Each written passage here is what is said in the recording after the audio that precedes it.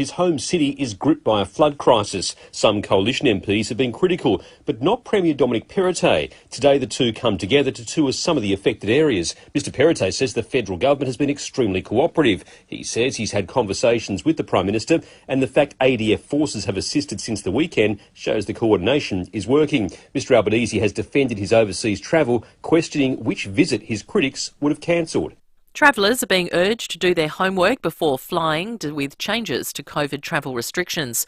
From today, people travelling to and from the country are no longer required to complete a digital travel declaration form or disclose their vaccination status.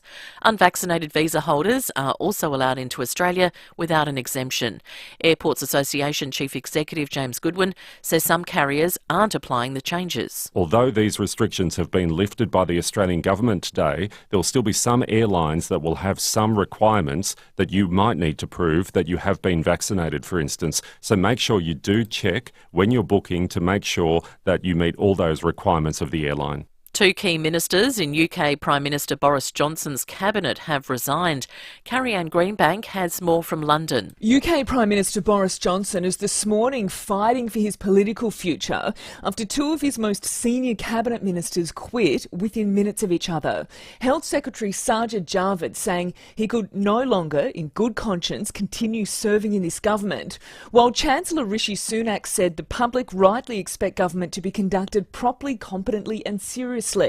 The double blow rocking Westminster just 1 month after Boris Johnson survived a no-confidence vote in which more than 40% of Conservative Party lawmakers voted to remove him from office. The death toll from the July 4 shooting in suburban Chicago has risen to 7. Meantime, it's been revealed the gunman planned the attack for several weeks. He disguised himself as a woman after the shooting to evade capture. Now to 5AA Sport. Check out Gliderroll Garage Doors' new Timber Look Native Series sectional doors. Gliderroll.com.au. Good morning, Jace Kemp. Good morning to you, Mel. Let's start with tennis. Novak Djokovic has come from 2 sets down to beat Jannik Sinner in the quarterfinals at Wimbledon. The former world number one says it felt like 2 matches. Kind of played a new match, to be honest, from the start of the third. I played the 3 really very solid, very high quality tennis sets from the very beginning of the third when I broke his serve early.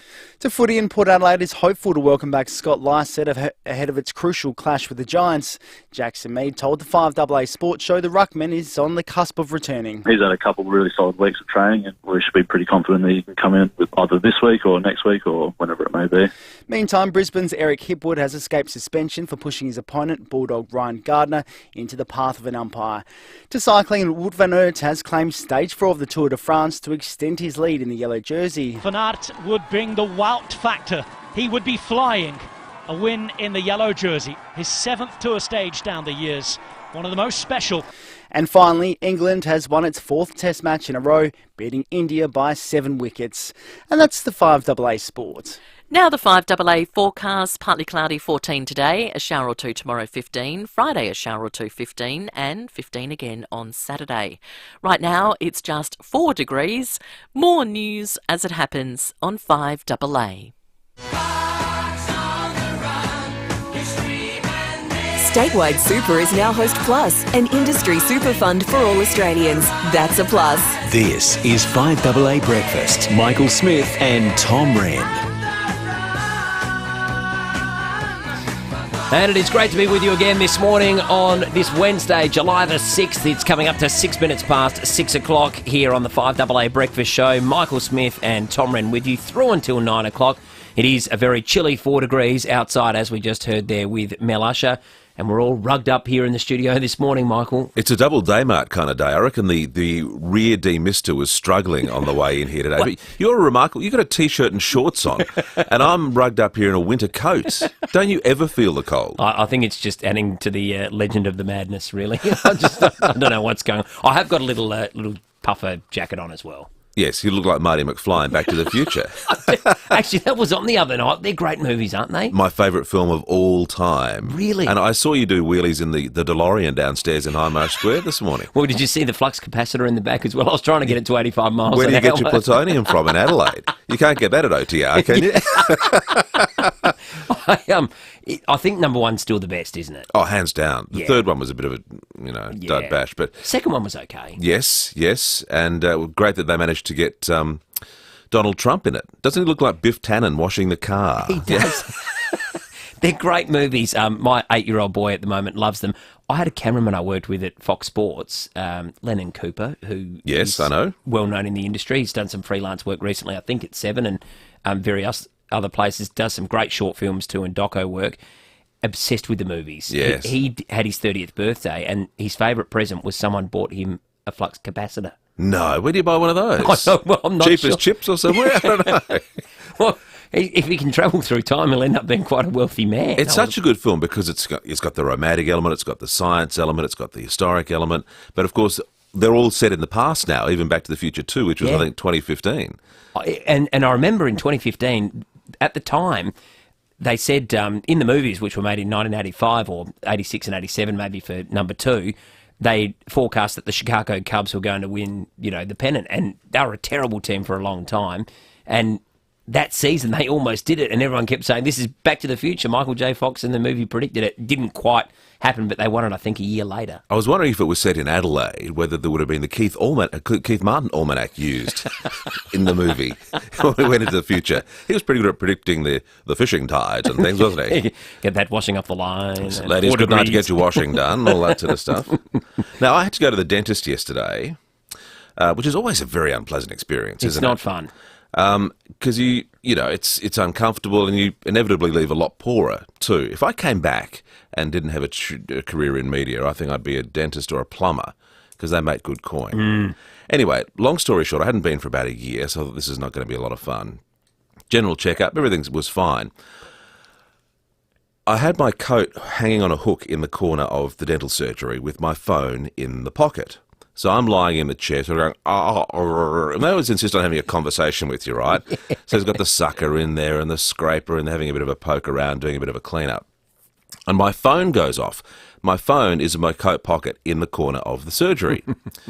The awkward thing is, my ringtone is the theme from Wheel of Fortune, which used to be made here in Adelaide with baby John Burgess and Adriana. So I'm lying in the chair, and suddenly from the corner of the room you hear... And I couldn't turn it off because I couldn't reach for the phone, right? And this thing's going and going and going. Finally stops, lightning quick. The dentist says, I'll have a tea for teeth, thanks, Burjo. And I nearly choked on the sucker. You can't make me laugh when I've got all these dental instruments in my mouth, including the sucker. But how quick was that from the dentist? That's outstanding. I do always wonder, though, why do they want to have a conversation? You just want to sit there and sort of just, painfully get through it in peace and quiet. And they're just insisting on having a conversation. And half as I was leaving, going to pay the bill, I thought he was going to say, do you want to come back tomorrow night and play for the Barina? Anyway, so I don't have to go for another year, but yes. So that was more of an entertaining visit to the dentist that I've had in a long time. Anyway. Oh, that's good fun. What a great sense of humour. Fantastic work by the dentist. Teeth for teeth, thanks, Burjo. Unbelievable. Front page news this morning for those waking up. Smithy, big story. Nick Kyrgios, we know, has been doing great things on the court at Wimbledon, through to the quarterfinals, just the second time he's done that at Wimbledon, third at Grand Slam level in his career, but...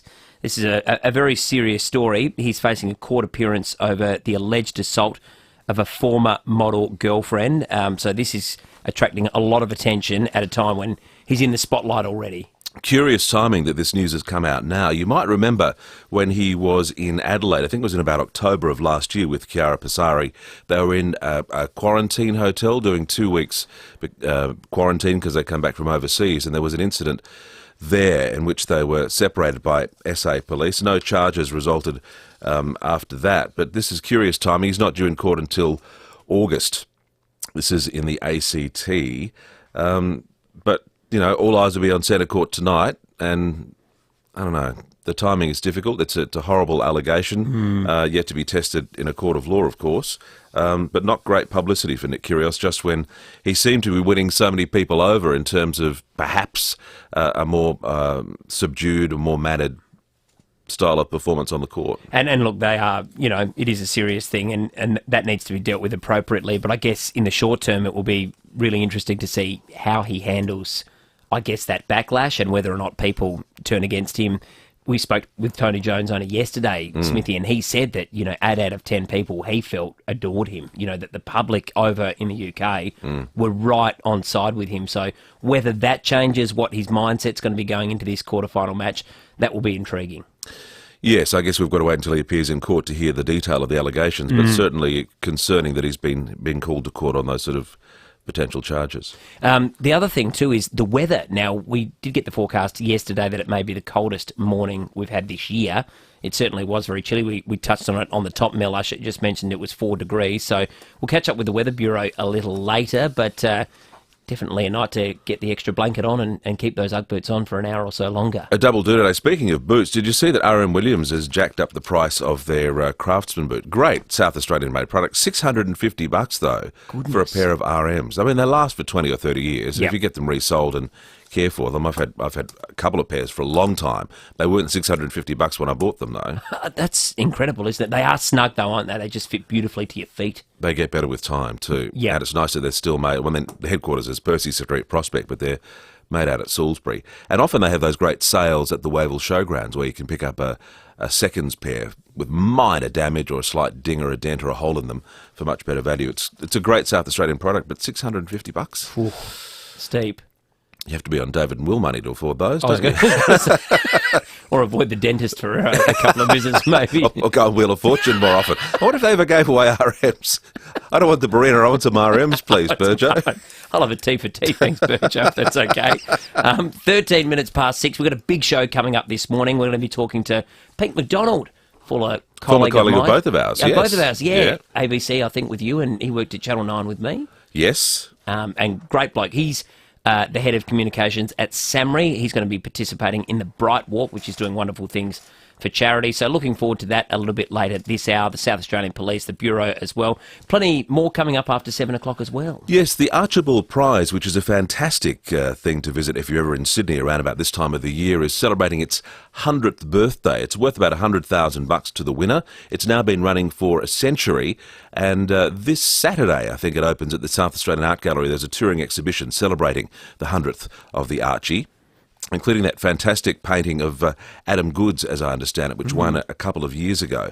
And presumably there'll be a lot of Robert Hannaford paintings in there as well. He's probably South Australia's most prolific portrait artist. Done some amazing paintings over the years of Lewitcher O'Donoghue, Paul Keating, amongst others. So hopefully he'll be well represented. And we'd like your ideas later in the show too on ways to celebrate South Australia's bicentennial. Still quite a long way away, 2036. You might remember back in 1986, all sorts of things were done, including a newsreader exchange. There was the Jubilee Wombat around the place. All those plaques were put down North Terrace, celebrating notable South Australians. We want to get our thinking caps on early, though. Before Stephen Marshall lost government, there was talk of putting a committee together to think of some ideas for 2036. We thought we'd get in early. So put your thinking caps on and we'll open the lines later in the program and have a prize on offer for someone who can come up with a great way of celebrating the bicentennial of South Australia. I love that. 8223 8888 is the number. We'll put the call out a bit later. Otherwise, send us a text on the Automasters text line, 0448 08 1395. You are listening to 5AA Breakfast. You want to shut out the wind and rain in winter, or the sun, flies and mozzies in summer, but you don't want to sacrifice your view? Then you need Phantom Screens. For protection from sun, wind and rain all year round, Phantom's SA-made outdoor motorised blinds can span up to 12 metres wide. They offer effortless automation, a blind that's there 1 minute and gone the next. From the hills to the coast and everywhere in between, choose Phantom Screens. Get inspired online at phantomscreens.com.au. If you're due for a service, here's a little reminder of what you get at Mawson Lakes Mazda. Sure, your car gets state-of-the-art servicing by top-trained mechanics. But what do you get? Try next day servicing, complimentary loan car, vacuum and wash. Oh, and your breakfast or lunch is on us. At Mawson Lakes Mazda, we know that to be the best, we've got to look after your car and look after you. Mawson Lakes Mazda, just a short drive from the city. Now, there's no doubt about this. My kids, in fact, all kids and teachers will be thrilled. School holidays, Mike, they are almost here. And thankfully for parents, the RAA has you covered with a huge range of action-packed adventures and experiences, perfect for the whole family to enjoy. So keep the kids entertained all holidays long, and keep the adults sane, and get out and about to discover what SA has to offer. Whether you're a thrill seeker ready to hit the zip line or you want to get up close and personal with some furry friends, RAA have you sorted. RAA members save up to 15% on SA experiences, so head online and book today. Experiences start at just $5, so there's something for everyone. Take the kids or the grandkids and explore this incredible state. And you can visit the website raa.com.au/school holidays to check out the exclusive RAA member savings on a huge range of school holiday fun.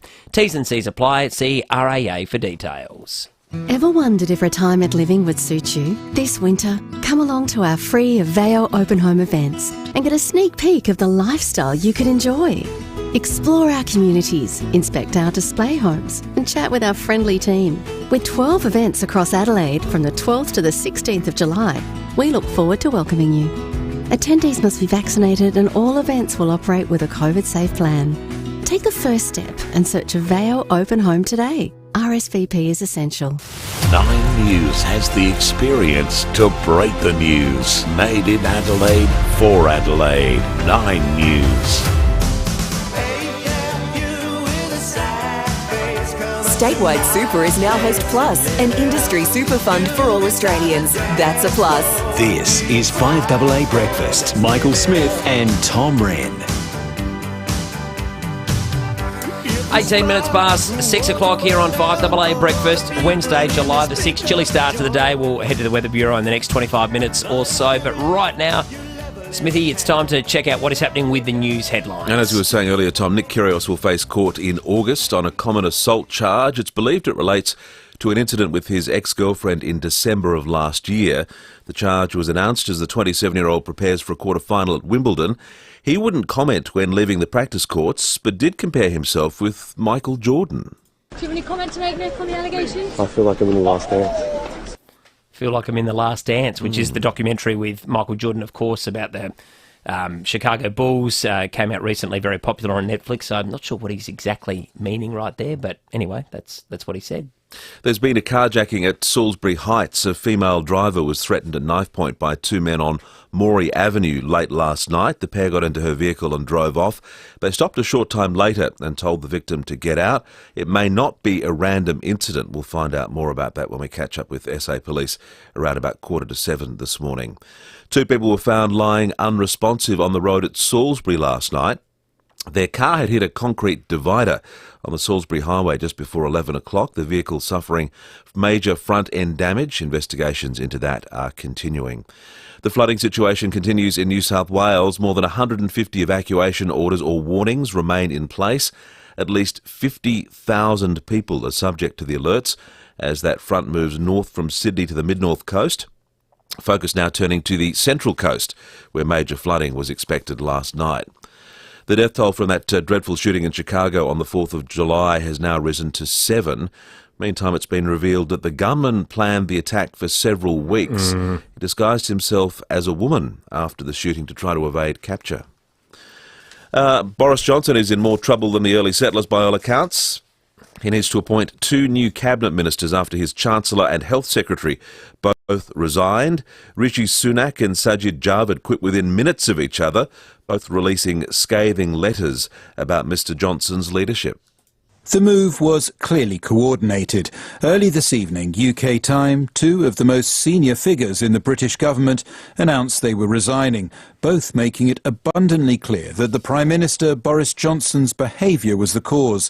Mr Johnson has faced a slew of accusations that he misled Parliament and the public. Most recently, this concerned how much he knew about a fellow Conservative MP who admitted that he had drunkenly groped fellow members of a private club. Mr Johnson's account changed several times, and this seems to have been the final straw for the Finance Minister Rishi Sunak. Audio there, thanks to BBC. You just wonder whether it's reaching a tipping point and it's becoming almost untenable for Boris Johnson. He's been under fire now for a good 6 to 12 months since the COVID scandal and you know, just one disaster after another from a PR perspective. So I just wonder whether or not it's reaching that point very soon. And I saw overnight that I think it was the vice president of the Conservative Party actually resigned during a television interview saying he couldn't work with Boris Johnson anymore. So you wonder how much longer he's got. He's managed to hold on for an awfully long time, though. He has, hasn't he? So maybe he just keeps on going. And he's that kind of guy as well. He just seems to wash it off and just keep on going. But, whether or not the public demands that a change be made at the top, I mean, this is going to put renewed pressure on him, so we'll wait and see. I suppose the next 12 to 24 hours will be crucial for him. The National Retailers Association says the interest rate hike could see the closure of small businesses. The Reserve Bank, of course, officially increasing the rate to 1.35% yesterday. This is something we foreshadowed on the program yesterday morning. The association's chief executive, Dominic Lamb, says many people have their homes attached to their businesses and is hoping there'll be a break in any future hikes. This is the third interest rate hike in, a very short space of time. And, for many businesses and even for consumers, this is just more and more pressure. And we know that for, many households at this time that, something like this is just kind of the straw that could break their backs. And interesting to see, too, the rental prices around Australia have just been put out in a new report. Melbourne has now replaced Adelaide as the most affordable city in Australia to rent a typical home. Melbourne, it's about $480 a week there for a typical dwelling, $492 here in Adelaide, rental growth up by 4.3%. Adelaide has the tightest rental market in the country, only 0.3% in terms of vacant homes and units in June. Adelaide is still, though, the cheapest place to rent a unit in Australia at $405. Big difference, Canberra, which has always been expensive, $690 a week there. Wow.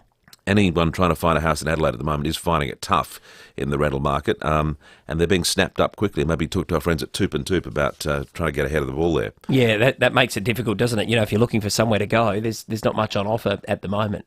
Now, we were speaking about R.M. Williams boots and the fact that they've got up to $650. Malcolm on the Automasters text line is saying, my mother bought me my first pair of R.M. Williams boots when I was 15. They were $19. Mum was horrified as the average shoe price was $3.10. I'm now 67 and I still have the original pair. There you go, Malcolm. They do last the test of time. There's a great little shoe store in Hutt Street that does repairs on your boots. I've taken mine there a few times. They look after them well. That's good. If you resole them and look after them. But 67 and you got them when you were 15, that's a great testament to the quality of RMs, Malcolm. And Rob at North Adelaide has got an early suggestion for how we should celebrate the bicentennial in South Australia. We can have a parade like the pageant with floats celebrating the bad ideas that went ahead and the good ideas that were rejected by the council over the years. It could end up at the old LeCornu site in North Adelaide. Keep sending your suggestions through on the Automasters text line, or you can give us a buzz on 8223 0000. To keep those coming, that is fantastic. We're coming up to 25 minutes past 6 o'clock. Time to talk some sport now. And it's been a busy night overnight in terms of international sport. We'll start at Wimbledon. We know there's going to be a couple of big quarterfinals tonight. We just spoke about Nick Kyrgios for some other matters off the court, but he's got a huge quarterfinal clash against Christian Garin, the Chilean player, and it's a chance to go through to a semi-final of the Grand Slam for the first time for him. Overnight, though, Cameron Norrie, the local's delighted with this. The Great Britain player, he has won in 5 sets against David Goffin. So a great win for him, 3-6, 7-5, 2-6, 6-3, 7-5. So coming twice from a set down to win and move through to the final 4. Tonight, it's Taylor Fritz up against Rafael Nadal. Looking forward to that. And Christian Garin up against Nick Kyrgios. So a couple of great matches to look forward to. On the women's side of the draw, Isla Tomljanovic, she'll play later tonight against Elena Rybakina. That should be a great match. Simona Halep also playing against Amanda Anisimova, so that'll be a good one. And overnight, Ons Jabeur, who's the number 3 seed, and for many now, the tournament favourite on the women's side, she won against Marie Buzkova, 3-6, 6-1, 6-1, so she too also came from a set down. There's also been some really good cricket that's been happening in England now. They've got a new coach, Smithy, called Brendan McCullum, who played for New Zealand, was a great player, very attacking, played in the Big Bash over here with the Brisbane Heat, and I think, very popular. Everyone was intrigued because English cricket was really struggling there. He's taken over and they've just dominated. Well, not dominated, that might not be the right word, but they've just played exciting cricket, which is exactly what he was as a player himself. I think there's only been 57 or something like that run chases in the history of the game where a side has chased 275 or more in the final innings of a test match and won. England, that's more than 100 years of test cricket. England has done it 4 matches in a row. 3 against New Zealand and now against India. These are no pushover teams. So a great effort from them. Overnight, they've chased 378 to win. Joe Root and Johnny Bairstow with breathtaking unbeaten centuries to win the match. How fitting then that Joe Root, who captained England in this series last summer, how fitting that a single from him should finally bring this series to a conclusion. Yeah, so a great effort there from him as England beat India, and they win that by 7 wickets. A magnificent performance there from them, that audio, thanks to Fox Sports. But they are flying. The only other bit of football news about the place, and there's a bit of it at the moment, but Eric Hipwood was in the headlines from Brisbane for pushing. He was found guilty of bumping Ryan Gardner into the path of an umpire, caused a collision. Now, there were many calling for a suspension, 1 or 2 weeks, but he was only fined $2,000. So that was the end result of all of that. We've just spoken some sport there. Check out Gliderol Garage Doors' new Timber Look Native Series sectional doors, gliderol.com.au. We're going to take a short break, head into the newsroom with Mel Usher. After that, we'll be back with plenty more here on 5AA Breakfast.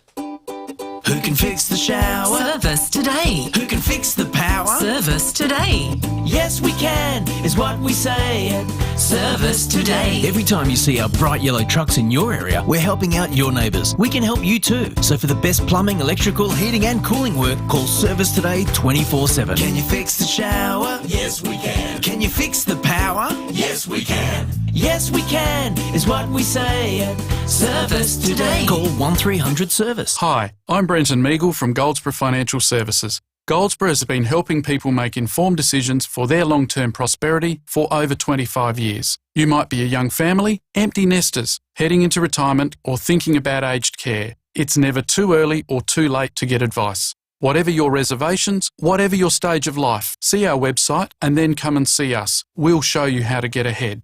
Goldsborough, for all your tomorrows. Goldsborough Financial Services, AFSL number 225330. You deserve to enjoy doing what you're passionate about. Gardening, for example, or walking to keep fit. So if your body is stopping you from enjoying the life you want, come and see us at SportsMed. Our Stepney Healthcare Hub includes our own hospital, orthopaedic surgeons, doctors, physios and podiatrists. So we can see to your care from diagnosis to rehabilitation, all in one place. Easy. Get back to doing what you love. sportsmed.com.au. The Adelaide Central Market is open and it's not going anywhere. You might notice some changes as the exciting new market expansion gets underway. But don't worry, your favourite traders, your weekly fruit and veg, your fresh seafood and morning coffees aren't going anywhere. It might be expanding, but the market you know and love is open throughout all stages of construction with easy undercover parking. Shop at the Adelaide Central Market. Trading as always, Tuesday to Saturday. Hey, it's Callum here. As a chef, I know that confidence in the kitchen equals success. The same goes for buying a new Mazda. You can feel confident in the team at Edwardstown Mazda because they've been doing it for years. Looking for something small, medium or large, Edwardstown Mazda have most models in stock, ready to drive away. But remember, everybody wants to drive a Mazda in 2022, so hurry. It's gotta be edwardstownmazda.com.au. LMVD 207428. 5AA Breakfast is streaming live right now. To watch, simply head online to 5AA Facebook or search 5AA on YouTube. This is Adelaide's 5AA. Partly cloudy, 14 today with the 6:30 news. I'm Mel Usher. 2 men threatened a female driver with a knife in the northern suburbs last night and then jumped in her car. The carjacking happened on Morey Avenue at Salisbury Heights. They stopped a short time later and the woman was let go. The 3 may be known to each other.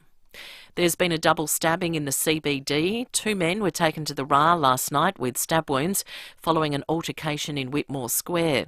The pair are known to each other. Australia's top doctors will meet today to consider rolling out a fourth COVID case dose to those aged under 65. More than 7.5 million infections have been reported across the nation this year, and that's expected to rise in the coming weeks. Meantime, hospitals are reporting a steady increase in the number of people presenting to EDs with mild to moderate COVID symptoms. Deputy Chief Medical Officer Professor Michael Kidd says there are a number of steps people can take to reduce the burden on the health system. In most cases, the symptoms will usually be mild, and these symptoms can be managed at home. People are going to need to get plenty of rest. It's very important to drink lots of fluids. If you have fever or aches or pains, you can take paracetamol or ibuprofen. Travel to and from Australia has been simplified with the easing of some COVID restrictions. Lucy Gray reports. From today, people entering or leaving the country are no longer required to declare their COVID vaccination status or complete a digital travel declaration form. Unvaccinated visa holders are also able to travel to Australia without an exemption. The requirements have been ditched upon advice from the Chief Medical Officer, and it's hoped the changes will reduce delays and attract more visitors. Masks remain mandatory on inbound international flights. Welfare groups are urging the Reserve Bank to adopt a careful and more cautious approach to any further interest rate hikes. The official cash rate was lifted yesterday by 0.5%. Dr Peter Davidson from ACOS says if the RBA goes too far too fast, it'll come at a cost. We'll pay a price in the short term through unaffordable housing, given that rents have already risen by 15 to 20% in the last 2 years and are still rising, and many people are already living in fear of homelessness. We'll pay a higher price next year through more unemployment. RM Williams has upped the price of their iconic boots, the classic boot jumping from $595 a pair to $649. The company citing the rising cost of materials and state of the economy for the price hike. There are disturbing new details about the gunman who opened fire at a July 4 parade in Illinois. US correspondent Amelia Adams says the death toll stands at 7. Police say the 21-year-old suspect had been pre-planning the attack for weeks. Yesterday morning, he climbed up a fire escape ladder to the rooftop of a business here on the main street of Highland Park, opening fire on the Independence Day parade with a high-powered rifle. He was disguised in women's clothing, escaping in the chaos and evading law enforcement for several hours before his arrest. Police say they expect to lay charges in the coming hours. In Highland Park, Illinois. Now turning to 5AA Sport. Gliderol Garage Doors, adding strength, safety and style to South Australian homes for over 40 years. Gliderol.com.au. Here's Jace Kemp. Thank you, Mel. Novak Djokovic has survived a scare to beat Jannik Sinner in 5 sets at Wimbledon. Third seed Ons Jabeur has advanced to the semi-finals. Craig Gabriel reports. Ons Jabeur continues to break down barriers with her tennis. The Tunisian player has become the first Arab woman to reach the semis of a major. Now, at a career-high ranking of 2 in the world, she's come back from a set down to beat Czech Marie Buskova 3-6, 6-1, 6-1, and she'll take on German mother of 2 Tatiana Maria, who also won in 3 sets. Marie had advanced first, and she said she hoped she'd be playing her friend Ons. To footy in Sydney, coach John Longmire says he's open to scrapping the medical sub in favour of a 5th player being on the bench, giving clubs greater scope to play 2 ruckmen. With the 4 and the interchange, you sort of can be at times, some teams can be a bit reluctant to play 2, but when you've got that extra there, maybe that's an avenue to be able to do it. I think it's worth a discussion. To cricket, and Joe Root and Johnny Bairstow have led England to a record-breaking run chase in the 5th test against India. The pair combined for an unbeaten 269 as England chased down a total of 378 with just 3 wickets. And finally, New South Wales will train today for the first time ahead of next week's State of Origin decider. And that's the 5AA Sport. Now the 5AA forecast, partly cloudy, 14 today, a shower or 2 tomorrow, 15. Friday a shower or 2, 15, and 15 again on Saturday. Right now it's 4 degrees. More news as it happens on 5AA. There was something in the air that night. Statewide Super is now Host Plus, an industry super fund for all Australians. That's a plus. This is 5AA Breakfast. Michael Smith and Tom Wren.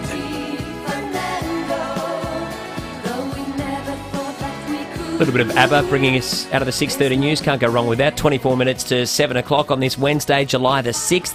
Going to be talking with Pete McDonald a little bit later this hour about the Samri Bright Walk, which is raising funds for charity, a fantastic initiative. And we'll also find out exactly what is happening with the weather. Did we reach a record overnight? We'll talk to the Bureau, South Australian Police as well a little bit later this half hour. But right now, we're going to be turning our attention to something most people probably wouldn't be thinking about doing at the moment, and that's swimming, Smith. Yeah, 4.2 degrees in the city, feels like 2.4. On the Automasters text line, Steve at Woodside says minus 1.5 up there. I don't imagine it's that much warmer down at Henley Beach, which is where we find the executive producer of the 5AA Breakfast Show, on holidays at the moment, doing overtime for us. Lucy Loken, good morning. Morning to you both. How are you? We're well, but we're rugged up here in the AA studio in Hindmarsh Square. What on earth are you doing at Henley this morning? Yes, I'm right on the Esplanade at Henley Beach. I'm currently sitting in my car. I just went for a little run along the Esplanade. It is 3.5 at Henley, feels like 1.2. So if you are coming to Henley Beach this morning, it is very, very fresh out there. I've got my 5AA ski jacket on, and I went for a run actually in my jacket. It was that cold, but it is a Wednesday, and in my week off, I decided I wanted to do the Salty Sips swim here this morning. Now, a few weeks ago on breakfast, we did chat to Nikita and Lily about, they organised the program, so they just put out whoever wants to come on a Wednesday morning to Henley Square at 7:15 to everyone just gets in the ocean for a swim. Simple as that. Simple as that. So they've now sort of upgraded it. It started out as a 6 sort of friends, and now there's a couple of hundred people who come, I think. And at 6:45, so shortly, they do a bit of yoga on the Henley Square lawns just to warm everyone up. Although I think a sprinting contest might be the way to go this morning. Yeah, exactly. Then everyone goes into the water at about 7:15 for a dip, and then all the cafes on the square do coffee and breakfast deals for all the swimmers afterwards. So that's my motivation this morning, is my skinny flat white at the end of it. Oh, I love that, Lucy. And with the swim, do you actually, try and go for a couple of 100 metres, or is it just a dip? You literally just get in and walk around? How does it actually work once you're in the water? I'm not sure, Rennie. I've seen a lot of photos where people just go in up to their knees or or do a full dunk under, and I severely questioned my judgment this morning when I was putting on my bikinis at 5:30. I thought, why on earth am I doing this in my holidays? But I am excited, actually. I think it's a good way to wake up, and I'm definitely awake, that's for sure. I'm a big fan of the mankini, Lucy. I don't know that you'd be getting me in a mankini in this weather, though. No. Well, I really wish I'd brought 3 wetsuits to put on, to be honest. At 3.5, it's not hugely pleasant, but it is a nice morning. It's not that windy, and there's no clouds, and the stars are still out, and everyone's down here in the beanies. Some guys just walk past in his shorts. So good effort from him. And Lucy, it's open to anyone. So anyone that wants to just head on down on a Wednesday morning can do so at Henley Beach each and every Wednesday. That's right. They post on their social media, their Facebook and Instagram pages. It's called Salty Sips, and it's every Wednesday, usually at around 7:15 is when they get in the water. And it's just, if you want to come along. If you don't want to, well, don't worry about it. You mentioned that the cafes down there have got sort of special breakfast and coffee deals for participants. Is it also the case that some of the proceeds from those sales go towards charity? I'm not actually sure. I think the cafe deals are a new thing. They had a couple of months off and have only restarted the program in the past 3 weeks. So I'm not actually sure. I'll have to investigate while I'm here. I guess this is the sort of Adelaide's answer to the famous Bondi icebergs too, isn't it? The people that swim all year round. Is this a regular, ongoing, weekly thing, or specifically to test your mettle in the middle of winter? Yeah, no, I think it is going to be a year-long thing. So they started, it must have been about 10 months ago. So they did it coming into summer. Then when it got to sort of February, March, they had to take a few months off to sort out some legalities and had some COVID issues. But then they've kick-started it right back in the throngs of winter. So hopefully it keeps going right through till December, because that would be quite pleasant on a December morning. Well, Lucy, you've got to get ready for your yoga session. That's about to begin in a few minutes' time, and then you're off for a dip. We might get some progress with you after you've had your swim, see whether or not you've enjoyed it. I'm sure it'll be invigorating, if anything else. But good luck, and thanks so much for joining us. Thank you. I'll talk to you after once I've thawed out. Good luck. That might take a while. Thanks, Lucy. Thank you. Lucy Loken there, our 5AA Brekkie producer. She's got a well-earned week off. She'll be back next week, though. But If you were a breakfast radio producer, wouldn't you be sleeping in on your holidays, not dipping into the water at Henley in this weather? I would be in bed until about midday, I reckon. Give us a call. Is this something you've ever done or something you would consider doing? 8223 0000, or send us a text on the Automasters text line 0448 08 1395. I actually occasionally, as you can tell, very occasionally, go to the gym, and my one of the instructors With there, those guns, you must be in there 6 hours a day, Rennie. one of my instructors in there says that every morning he does the same thing, goes in with a couple of mates, they literally just walk into the water, head under, and it freshens them up, wakes them up for the day. Well, according to the Salty Sips website, they're saying it's good for clarity, energy and supercharging your endorphins. It's a lot of effort to go for a coffee. It's a bit like climbing Mount Lofty to get a brownie at the top. It's a lot of effort. It's easier to drive to Mount Lofty to get a brownie. That's what I do. Yeah, I think I'd probably do the same. 18 minutes to 7 o'clock here on 5AA Brekkie. Hey, what about this? It's just fantastic. If you know someone who is doing it tough and would benefit from receiving a Leader Computers Breeze 404 14-inch notebook, well, we want you to let us know, and maybe together with Leader Computers, we can help out. All you need to do is visit the 5AA win page and tell us in 25 words or less who should be awarded with a Leader computer and why. You might not know this, but Leader Computers is a national PC manufacturer, the largest 100% Australian PC brand, and they are all built right here in Adelaide. That means you're supporting the local SA economy while also getting the best local service and support. So whether it's a friend or a school or maybe a sporting club you want to nominate, get onto 5AA.com.au and let us know. Google Leader Computers to find your local and closest Leader reseller. With fuel prices the way they are, it's now more important than ever for your car to be fuel efficient. Peak performance means peak efficiency, and that means Automasters.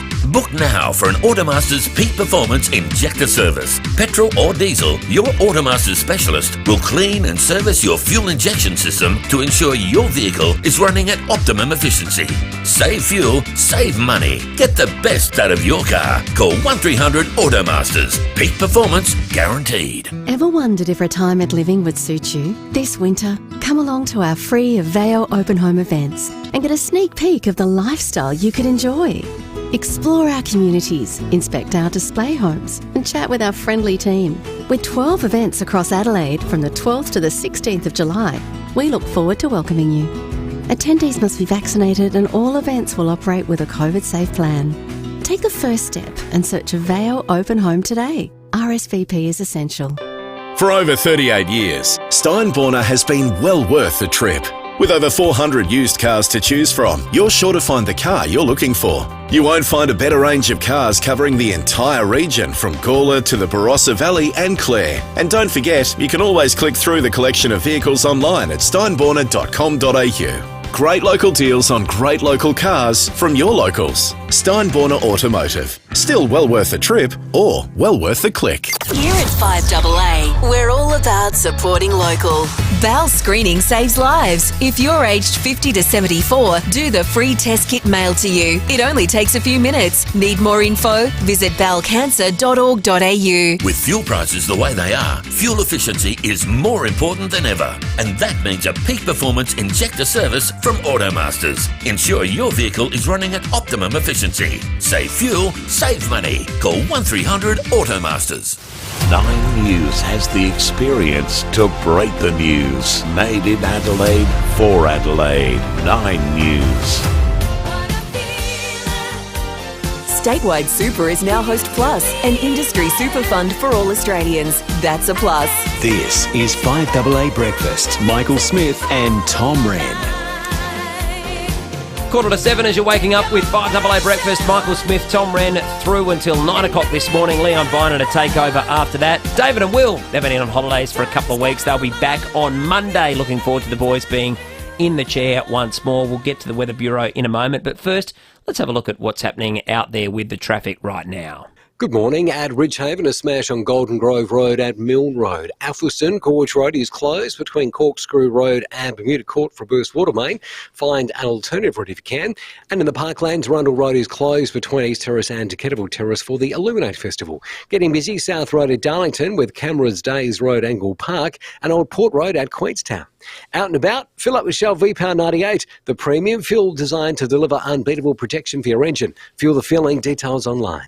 Adelaide's most accurate traffic on 5AA. Mention of the Illuminate Festival there. We'll be catching up with Pete McDonald from Samri later this half hour.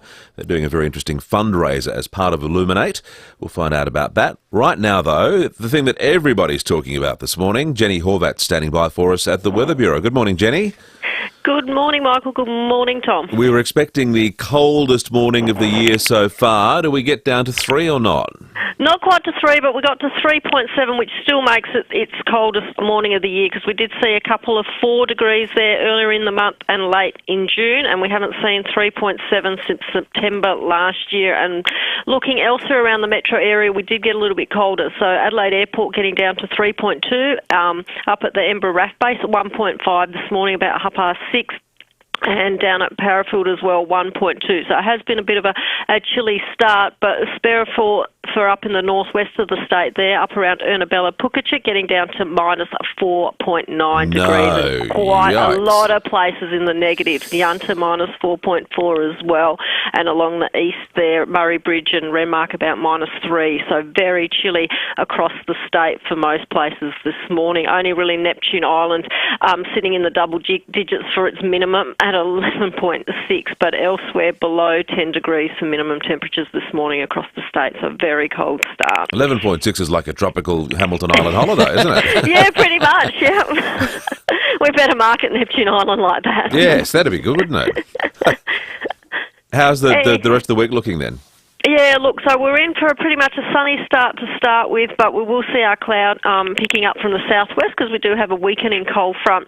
We may start to see the first of those showers late this evening about the hills and southern suburbs, but we are really expecting the shower or two around on the Thursday. So with that shower activity coming through, a little bit of cloud and a little bit of wind, so maybe not quite so cold tomorrow morning, looking at around 7 degrees with a maximum of 15 for Thursday. Today we are aiming for 14 degrees in the city, 13 for Elizabeth and Glenelg and Noarlunga, likewise up at Mount Barker.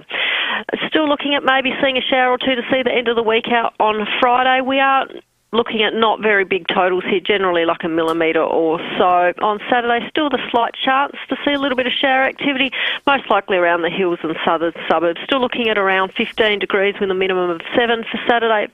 Similar conditions on Sunday, but it is looking like a dry, mostly sunny day, and that is ahead of another change that we'll see on early next week, Monday and Tuesday, some showers coming through. That one looks a little bit more substantial than the one we'll see come through late tonight and Thursday. Great work as always, Jenny Horvat at the Weather Bureau. Thanks so much. Thank you. Great stuff. Thanks, Jenny. It's going to be cold. We're right in the heart of winter, so just a few spots of rain, but coldest morning for the year, 3.7 degrees. And what about some of those minimums northwest of the state, minus 4.9? Goodness gracious.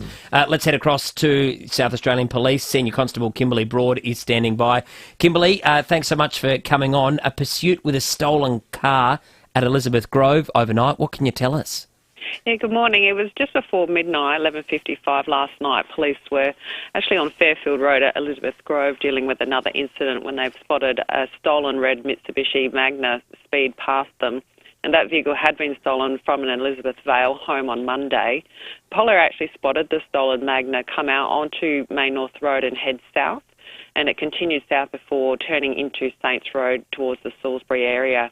And that stolen car was tracked to Armagh Crescent at Salisbury Downs, where 2 occupants ran off, but they were quickly arrested nearby by patrols. So we've got an alleged driver, a 27-year-old man of no fixed address. He was charged with illegal use, speed dangerous, driving unlicensed and breach of bail. The passenger, a 26-year-old woman from Salisbury North, she was arrested and charged with illegal use of a motor vehicle. They've both been refused bail to appear in court today. And a woman's car's been stolen overnight too. What can you tell us about that? Yeah, it was just after 11 o'clock. A woman reported to police that she was threatened by two men with a knife who stole her car on Fairfield Road at Elizabeth Grove. And the woman was directed to drive to the Salisbury area before she was pulled from the vehicle and the two men drove off. Now, these two men are known to the woman, and it is not a random incident, and the investigation into that is continuing.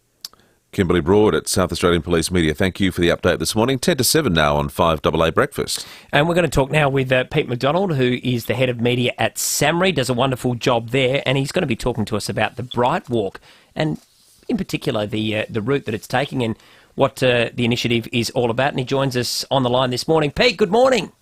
G'day, Rennie. How are you? Going really well, thank you. We're just filling the chair with Michael Smith, who's looking after me for the week here and having a great time. But tell us about the SAMRI Bright Walk and what it's all about. So it's a 21k night walk. It's the 23rd of July. So it's going to be a bit cold, not as cold as Lucy would be down at Henley right now, but it will be cold. It'll be a tough one, but I can reveal for your listeners this morning the route exclusively. It's going to be starting at Elder Park. We'll make our way down North Terrace, past SAMRI a couple of times. We'll take in the East End as well. We'll go out to North Adelaide. So it'll be basically around the CBD. It'll be quite a flat route, but we'll walk past a lot of the Illuminate Adelaide installations, so there'll be plenty of eye candy to keep the walkers involved. There'll be a few exclusive installations that our SAMRI team's going to put along the route as well. So it will be tough. The idea is to be a challenge. I mean, the work that our team does well, not my team, I just do some of the media stuff, but the researchers there, their work really is tough and it is a challenge, and disease is a challenge to be able to navigate some of the conditions that we look for answers to. But we'll do it together, we'll get through it together, and the night out will actually be a lot of fun, I'm sure. And Pete, you're encouraging people to sort of form teams as well as maybe consider entering as individuals. Absolutely. Yeah, I mean, it is all about doing it together, strength in numbers, that sort of thing, helping each other through. So I think the AA team are building together. There are groups around businesses all around Adelaide that are getting their numbers together to make a bit of an event of it, a team building thing. There's groups of friends, there's community clubs, Probus and Rotary and those sort of things.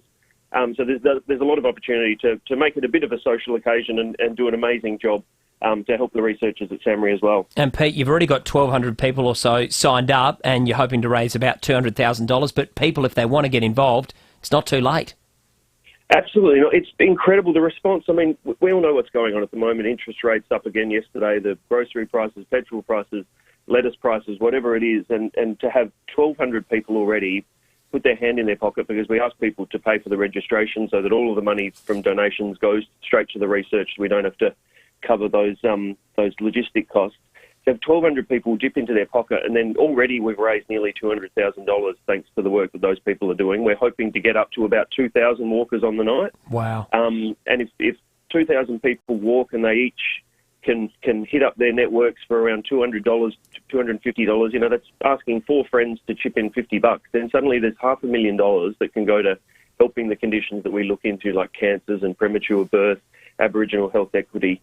The range of work that we do at SAMRI really does cover all of the biggest diseases that people face today, and to have that discretionary money that can help these researchers inspire chasing answers in directions that they feel the science is leading them to, it really is just amazing. But there is still plenty of time. We've got 3 weeks nearly until the event. So, you know, it is a pretty flat walk, but if people want to have a few practices and get out there and build up to the 21Ks, and there's still time to do that.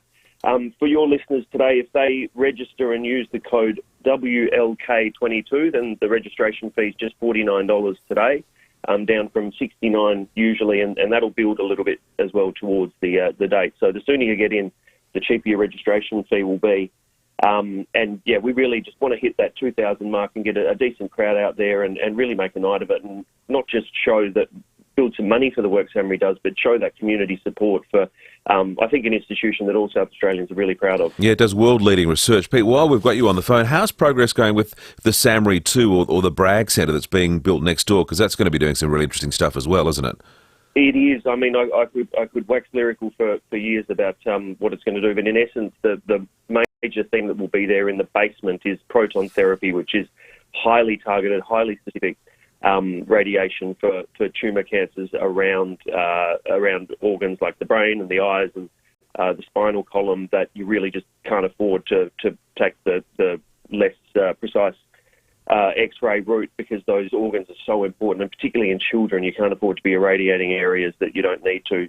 So the progress there has been amazing, considering that it pretty much started in the middle of a pandemic to be on time and on budget. So we're looking at the building being finished by 2023. Then they have to install the proton therapy unit, which they'll do over about 12 to 18 months. So we'll be ready to treat patients by 2025, and that will be an absolute game changer. It's the only treatment of its kind in the Southern Hemisphere at the moment. Well, Peter, I was lucky enough to see firsthand the work that you do and the researchers do there. Riley O'Brien, we did a story for Hello SA, is involved there as well. I mean, it is groundbreaking stuff, as you say, and there's so many, the level of and the depth of knowledge and, you know, just innovation that's happening at that place and what the work they're doing. It's just phenomenal, isn't it? It is. It's really humbling to work there. I mean, you know, I have a good day and I've made a nice web page or something. Someone else has a good day there and they've saved a kid from cancer, or, you know, given a mum an extra months, years on her life. So, I mean, it really is humbling work to do. And I think everyone in SA knows the cheese grater and loves it. But to actually find out some of the work that goes on there, that we'll have presentations on the night that take people into the building to learn about what we do, and we'll have an open day soon and really invite the public to come in and have a look. But if anyone does want to take part in the walk, there's still plenty of time. You can I'd probably Google Samri Bright and you'll land there, otherwise samribright.org.au. And we're also on the lookout. I mean, it is 21 Ks, not everyone can do it, but if people want to be a part of it and don't feel that they could make the walk, then we're really looking for volunteers as well.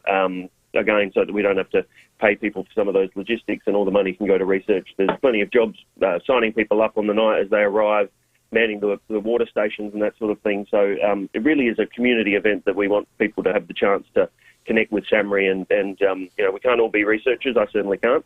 But we all can contribute to the work that's going on there. Pete, great stuff. Enter that code today at samribright.org.au, or as you say, just Google Samri Bright.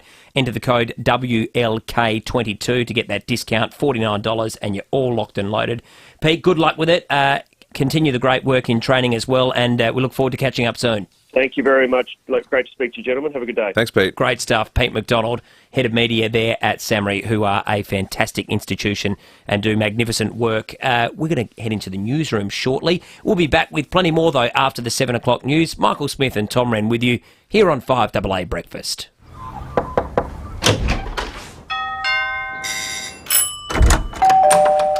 Come on in. We open our doors to people we trust and care about.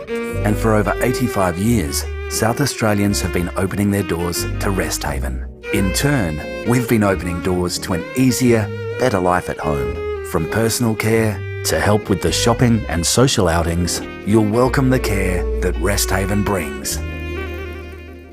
If you're planning an event, whether it's a small meeting with the latest in reliable technology or a large gala dinner full of glitz and glamour, you'll experience event excellence on every level at the Adelaide Convention Centre. Excellence in understanding your needs and delivering them to exacting standards is what we do. And we don't just aim for excellence, we go beyond. So for your next excellent event, the team is ready and waiting at the Adelaide Convention Centre, the centre of event excellence.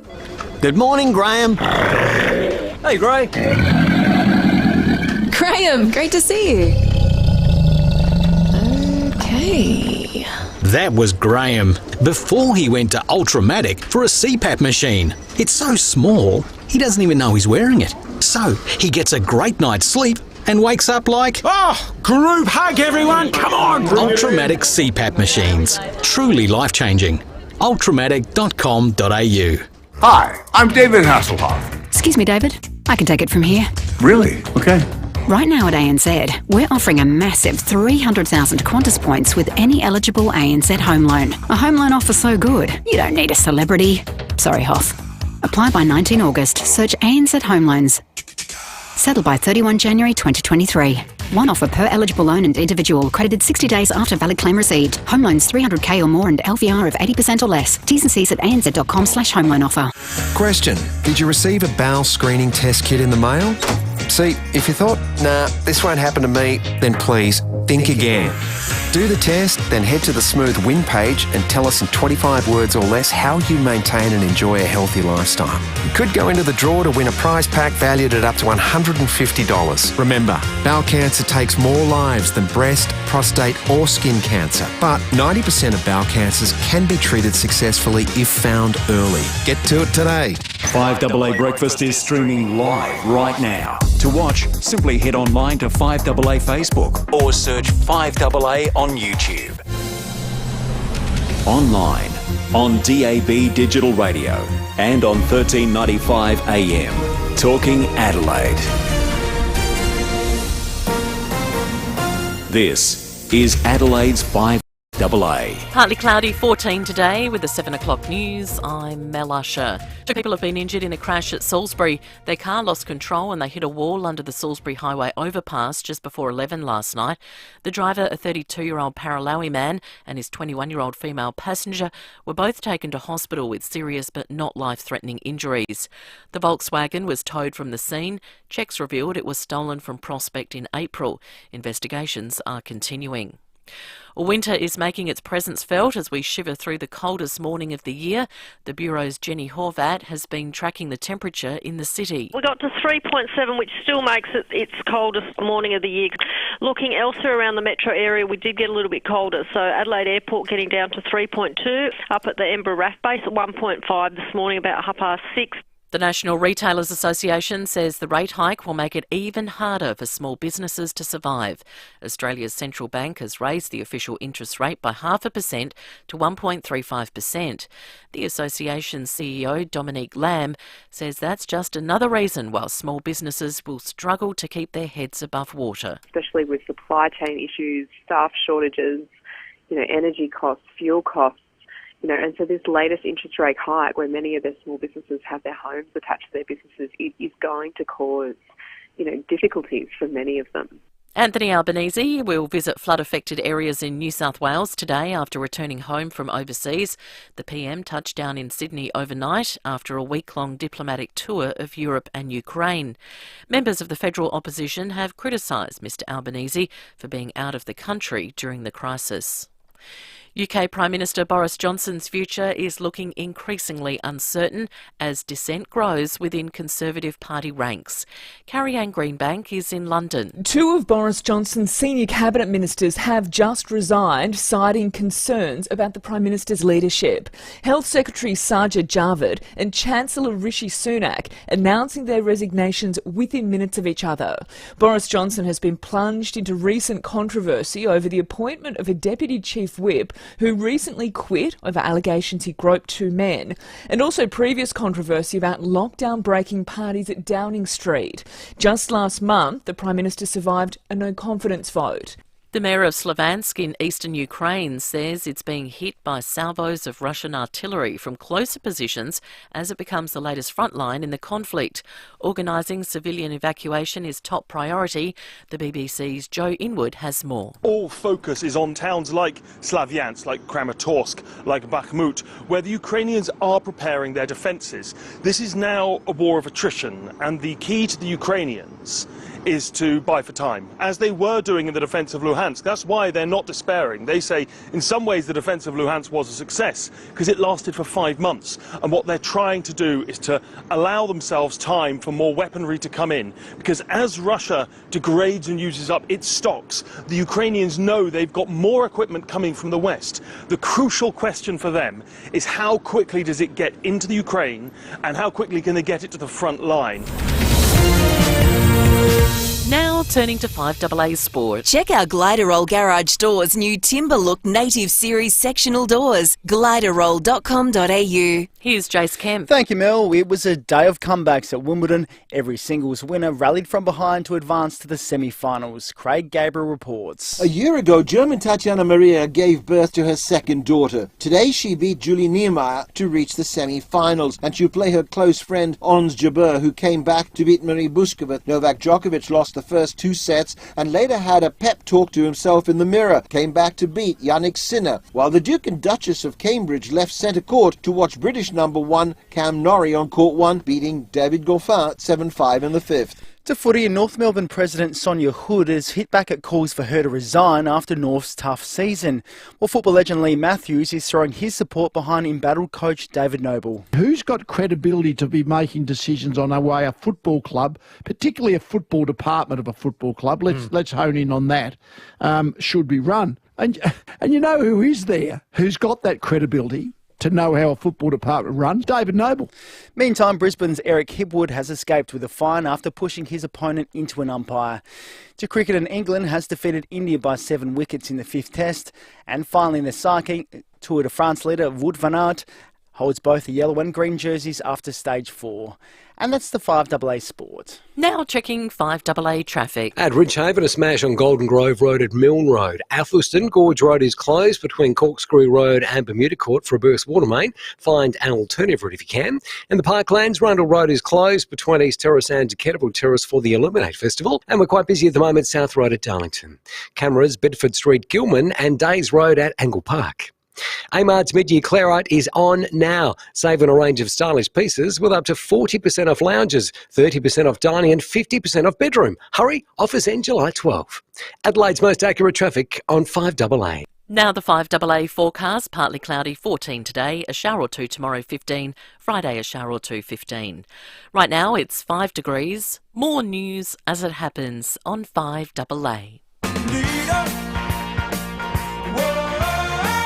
Statewide Super is now Host Plus, an industry super fund for all Australians. That's a plus. This is 5AA Breakfast. Michael Smith and Tom Wren. 7:07 on Wednesday, July the 6th. Michael Smith, Tom Wren, waking up with you this morning. It is 5 degrees, as we just heard there from Mel Usher in the newsroom. Well, 5 degrees here at least, but maybe a little bit colder where you are. Rodney from Balaclava has joined us this morning at 223 0000. Rodney, just how cold is it with you at the moment? Very cold, mate. I just looked at my phone here and it's saying 1 degree. And I just walked outside and I thought, well, it is 1 degree. And as you pronounce the name of your town, isn't it baklava? No, sorry. No, it's an old Greek food joke. Well, you work with me on this, Rodney. 1 degree. All right. Good on you, champ. Thank you. I've got a text here on the Autofasters text line as well saying at Oodlawirra, the fruit fly checking station, it's -6. Oh. No, it can't be that cold. Can't be that cold. Keep those texts coming. How cold is it? Is it colder than 1 degree? Rodney at Balaclava, poor man, it's 1 degree and he said he's feeling every bit of it at the moment. Give us a call if it's even chillier than that at the moment. 8223 0000 is the number. Otherwise, the Automasters text line 0448 08 1395. It must be colder than that at Gumaracha or Lebethal, if you're with us yesterday. If you're up in that neck of the woods, it's always cold in the Adelaide Hills at this time of the year. Lebethal doesn't sound like a very pleasant place to be right now, does Lebethal, no. The lights would be the lights of Lebethal wouldn't be functioning. It'd be so cold. I used to love going with the parents to Lebethal every year. We should got to stop. People are going to start thinking we're serious. Yeah, we are. Now, it's no secret that the cost of living is rising. We saw interest rates go up again yesterday, but of course power and gas prices are heading north as well, on top of petrol prices. The results of a new survey are out this morning, the latest survey of the energy consumer sentiment around Australia. It's called a Pulse survey and was conducted in mid-June by the Energy Consumers Australia. Lynn Gallagher is the organisation's CEO. Lynn, is it Gallagher or Gallagher? You can call it whatever you like. I'm Irish heritage. What do you prefer? I tend to use Gallagher. Thank you. Now, tell us about the survey that you've done. People seem fairly pessimistic about the energy sector at the moment. Yeah, in the survey, consumers have given us their verdict on the energy crisis in the last 4 weeks and really the 12 months before that. As you say, they're deeply pessimistic about affordability. They're worried for themselves about paying the next energy bill, and I've just heard how cold it is in Adelaide this morning. That's around 90%, and that's a pretty, that's almost everybody in the survey. But they're also worried for others. If they're not worried for themselves, there's always somebody that they know that they're more worried about. They're also concerned the power won't stay on, and that's 90%, again, almost everyone. And there's a trust problem, a deep trust problem where only 3 in 10 people in South Australia say that they're confident the market is working in interest. What that means is 7 out of 10 people think that industry, more often than not, is acting in their own self-interest. You've been doing this survey since 2016, as I understand it. Is this the worst that it's been? Not quite the worst that it's been. The worst was in December 2017, and South Australians remember that time very, very well. That's when the power went out across the state. The good thing that happened after that is it was a wake-up call, and a lot of things have happened since then to try and improve the situation for consumers, to make things less complex, less confusing. We did see prices go down for 2 years, but we're in a very different world again now. The last 4 weeks has really brought home just how difficult it's going to be to do this energy transition, to make sure the power stays on.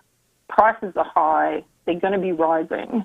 So we're really wanting to work with governments and asking governments to come up with a plan to make sure that bills don't go up for households and small business. Lynn, I was going to say, what should happen from here, and how can the energy sector ensure that confidence is restored and I guess, consumers are back on board? Yeah, well, there's, governments are putting together a national plan for transmission, so we think they should have a national plan for supporting consumers to manage their bill. Many governments are actually already doing some things. In South Australia, the government's announced a rebate off bills in South Australia. But what we're really saying is that needs to be scaled up for the size of the crisis. Prices aren't coming down anytime soon. So there's not just one-off fixes here. A plan to actually keep bills down would look at things like insulation in houses. We live in terrible housing. It has, about the same efficiency rating as a tent. We could do more with local storage. South Australia is amazing in terms of the amount of solar that's generated off people's roofs. We could be storing that and using it for later in the day. And also electric vehicles have a beneficial impact if people charge their vehicles when solar is cheap during the day. So we're really wanting all of those things to be combined, plus some short-term relief for consumers with bills. Lynn Gallagher is with us, the CEO of Energy Consumers Australia, at 7:12 on 5AA Breakfast. What's your general advice, Lynn, when it comes to getting a better deal on gas and electricity? What are your top tips? There's a couple of things you should do. There's a government website which lists all the offers. That's really important. Have your bill with you. Knowing that I was going to talk to you today, and I keep doing this pretty regularly myself, I go on to Energy Made Easy. I look at what the lowest price offers are available, and there are still some opportunities for making savings. So if people have got their bill, that's what they should be doing. If you're with one particular organisation, is it easy to switch, Lynn, and make the transition? It's pretty easy, and I think you can also actually ask your current retailer to give you their best offer, to give you the best deal, and sometimes if they want to keep you, and certainly in South Australia you've got a large number of big retailers who want to keep their customers. There's also a number of small retailers who are still looking to keep their customers in South Australia, so they'll actually give you a better deal if you ask them. And if you go to our website, the Energy Consumers Australia website, we've got information on how people can have that conversation with their retailers. Not everyone feels confident to, ring up and haggle, but we've got some advice there about how to do it. Good on you, Lynn. Thanks for your advice this morning. We appreciate your time on AA Breakfast. Great. Lynn's Thanks for having me on. CEO of Energy Consumers Australia, 7:14. We'd love your ideas as we approach 2036. It's a way off. This is South Australia's bicentennial. This has come about because I'm doing a story for 7 News Flashback next week about the great newsreader exchange that we had for our sesquicentenary in 1986. Channel 7's Anne Fulwood went to Austin, Texas. Tonya Cook came from Austin to Adelaide. People might remember that. Some other great things were done to celebrate our 150th birthday in 1986. You might remember JW, the Jubilee Wombat. All those plaques were put along North Terrace to celebrate noted South Australians. It seems like a bizarre thing to do, though, doesn't it? Swap newsreaders for the 150th anniversary of the state. Yeah. But was very successful. So successful, in fact, they did it twice. Both stations enjoyed a great ratings spike. So maybe you can go to Austin, Texas in 2036 if you're still at Channel 9, Tommy. What do you reckon? I love it. I'm sure there'd be a few that would be very happy to see the back of me, to be honest, at Channel 9. And they'd be much happy to see me before the end of 2036, head along, maybe in 2022 or 2023. We thought more broadly, though, it's probably not too early to put our thinking caps on about how we should be celebrating the bicentennial in 2036. Do we want, as Sam, our producer, suggested, a big Adelaide sign at Mount Lofty, like the Hollywood sign? Do we want to do something bold like a Frank Gehry-style Guggenheim Museum in Adelaide, which would be a major draw cut? I'd like to see a giant statue of KG somewhere. Get rid of Scotty at Scotty's Motel. Put KG up there. Yeah, I like that. Automaster's text line is 0448 08 1395, but we'd love to hear from you on 8223 0000. The best suggestion and how to celebrate South Australia's bicentennial in 2036 will win a pass for 4 people to head to the Beer and Barbecue Festival at the Wavell Showgrounds next weekend. We'll take calls throughout the show. Get your thinking cap on, 8223 0000. I love it. Let's do that. In the meantime, we'll check out what's happening on the roads with the traffic at 16 minutes past 7. At Ridgehaven this morning, got a smash on Golden Grove Road at Milne Road. Athelston Gorge Road is currently closed between Corkscrew Road and Bermuda Court. That's for reverse border main. Find an alternative route if you can. And in the Parklands, Rundle Road is closed between East Terrace and Decatable Terrace for the Illuminate Festival. Getting busy South Road at Mile End with cameras today, Lady Gurry Drive, North Haven, and Military Road at Larks Bay. Xero connects with the things you need for small business, like your bank, apps, and even your accountant. Try Xero free for 30 days. Visit xero.com. Adelaide's most accurate traffic on 5AA. Leon Biner. We received an email from Westfield about paid parking at Tea Tree Plaza. We are looking at a number of parking improvements to enhance the customer experience. It's been suggested that this could be around $60 a month. 9 till 12 weekdays. The City of Tea Tree Gully's Christiane Foreman. I'm not sure how this is going to be enhancing the customer experience. I think that's the term that they use. Yes. SSA as Leon Biner. SSA as AA.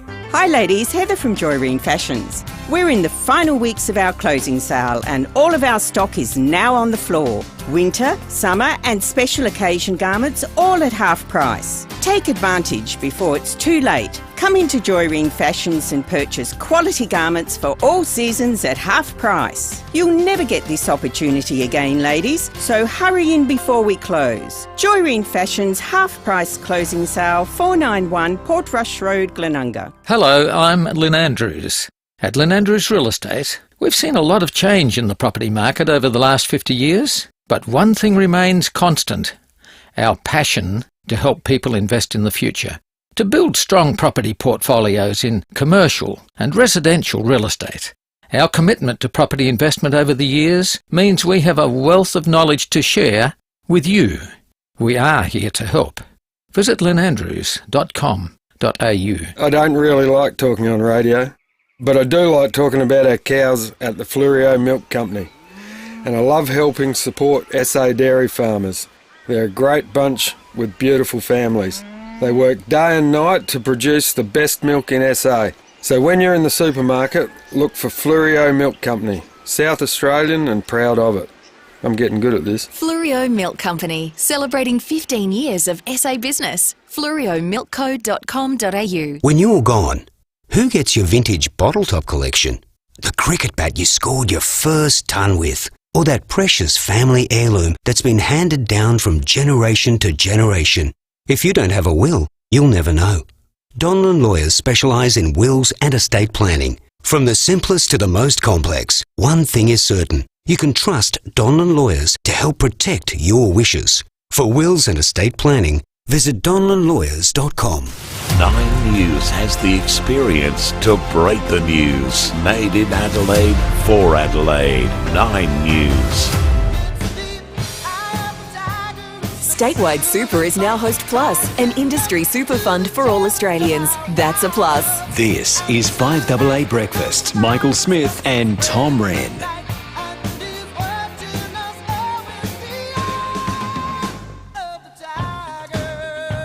Just wanted to let that one run out a little bit. Smithy, love that song, Eye of the Tiger. What a great Do one you know to get you going. that's the song that Christopher Pyne used to use to fire himself up before a session in Parliament? Is that right? Oh, yeah, you can see him bouncing around at Parliament House with the gloves on, can't you?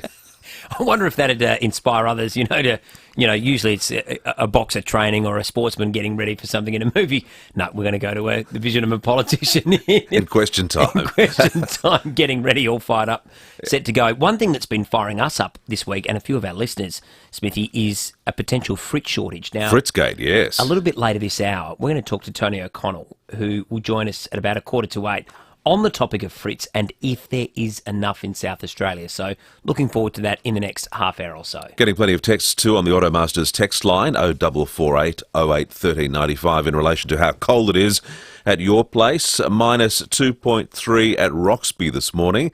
Thanks to the texter who says, good morning fellows, travelling on Port Wakefield Road to Port Wakefield, current temperature -2.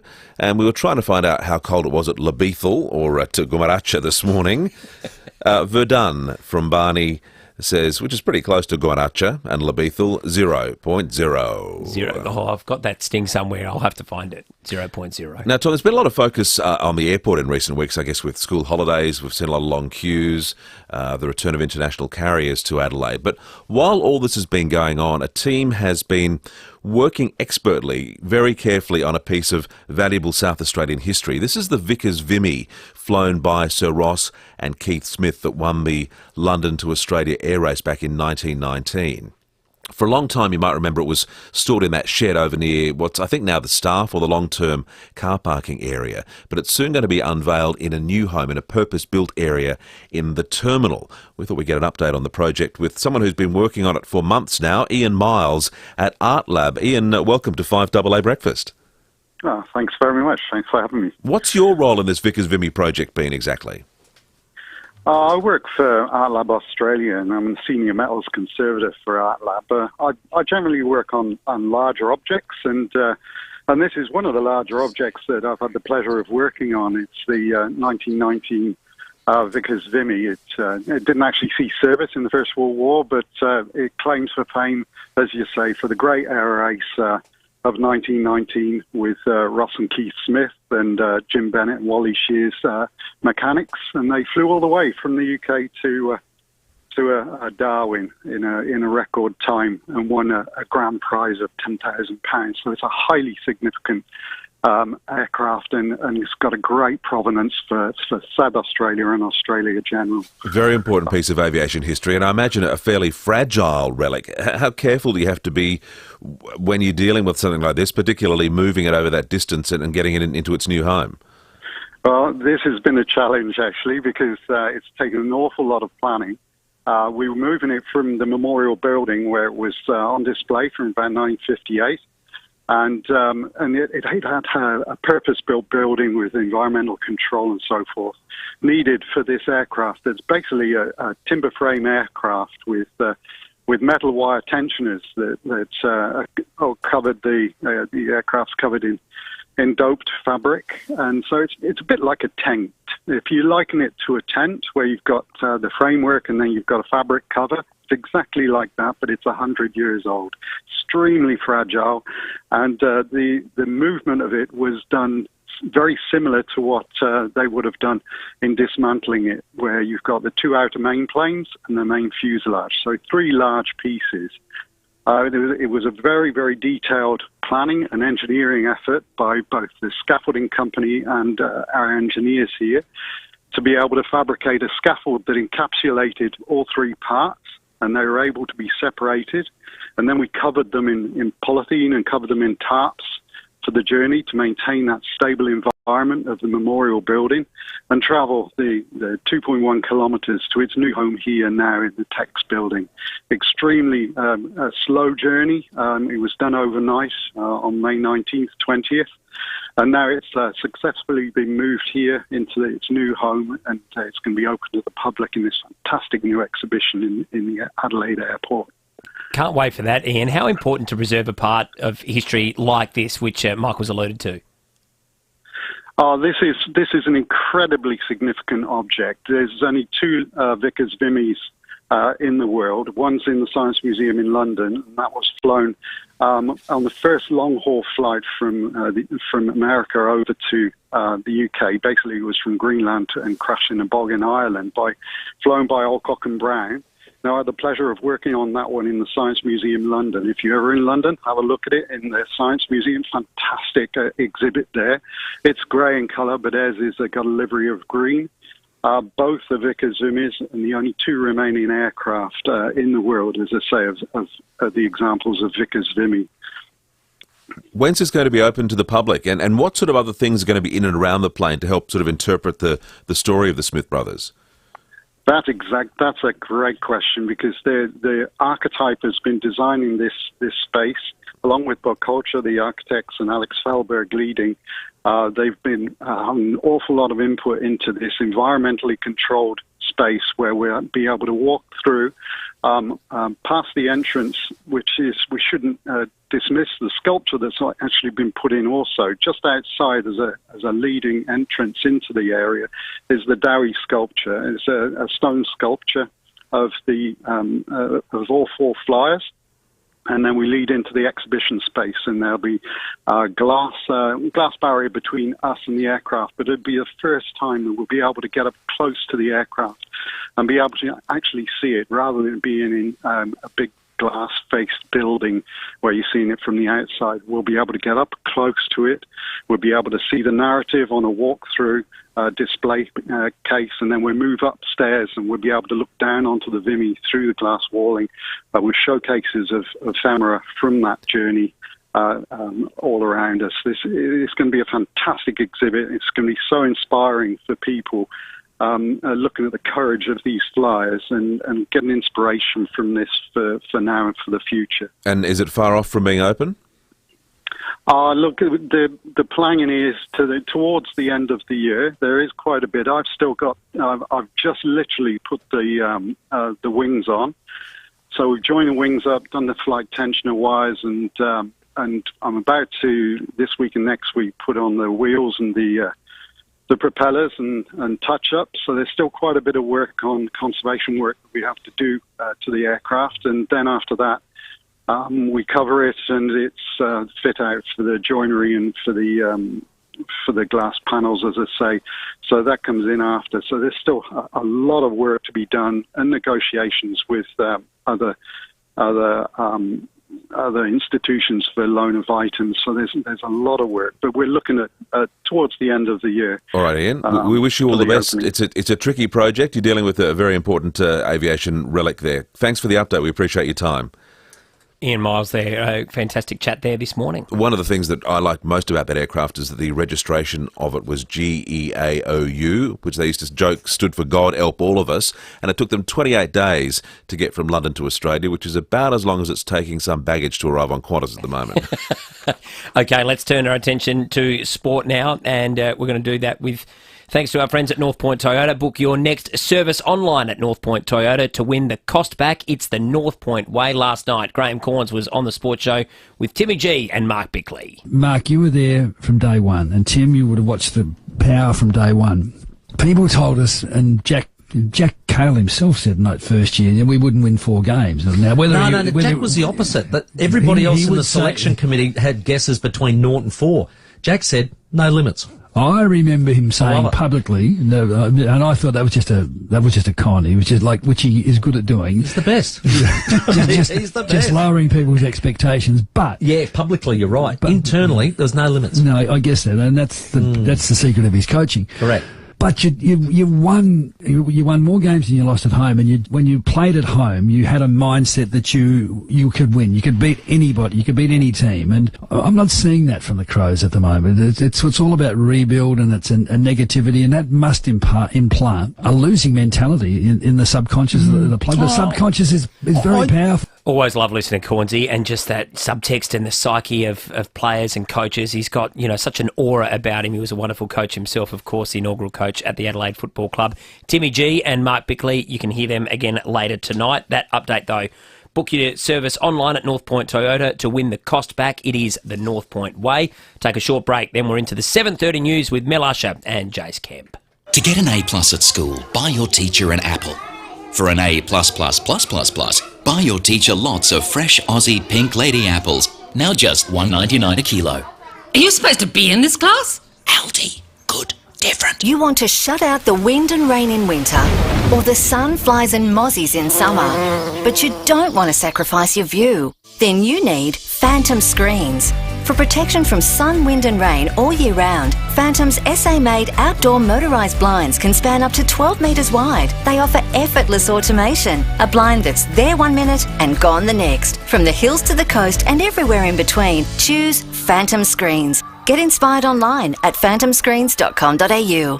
City Discount Tires. Get saving this month at City Discount Tires. When you buy 3 Falcon Zeek ZE914 car tyres, you'll get the 4th tyre free. The perfect tyre for cost-saving, fuel efficiency and performance. City Discount Tires are a proud multi-tyre and wheel brand retailer offering great service at great prices. Visit citydiscounttires.com.au to find your nearest store. City Discount Tires. We're driven by value. City Discount Tires.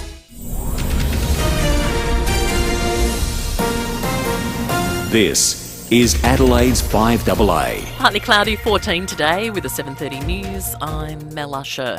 There's been a carjacking north of the city. Senior Constable Kimberly Broad says 2 males threatened a female driver at Elizabeth Grove last night. The woman was directed to drive to the Salisbury area before she was pulled from the vehicle and the 2 men drove off. These 2 men are known to the woman and it is not a random incident, and the investigation into that is continuing. 2 people have been injured after crashing a stolen car under the Salisbury Highway overpass.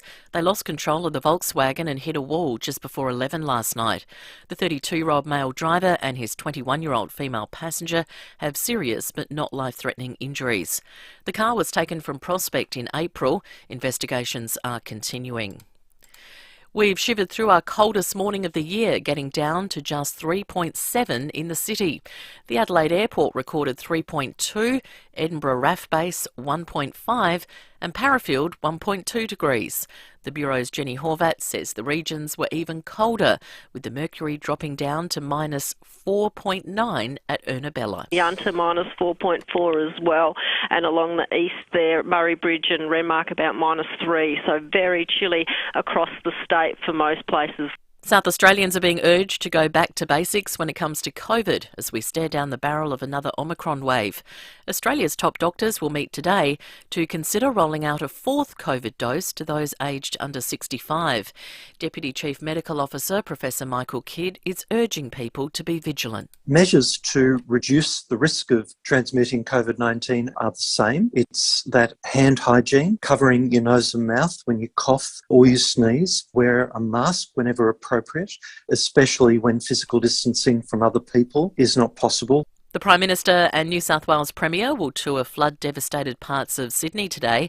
Clinton Maynard has more. Prime Minister Anthony Albanese has come under some criticism for spending time overseas while his home city is gripped by a flood crisis. Some coalition MPs have been critical, but not Premier Dominic Perrottet. Today the two come together to tour some of the affected areas. Mr Perrottet says the federal government has been extremely cooperative. He says he's had conversations with the Prime Minister, and the fact ADF forces have assisted since the weekend shows the coordination is working. Mr Albanese has defended his overseas travel, questioning which visit his critics would have cancelled.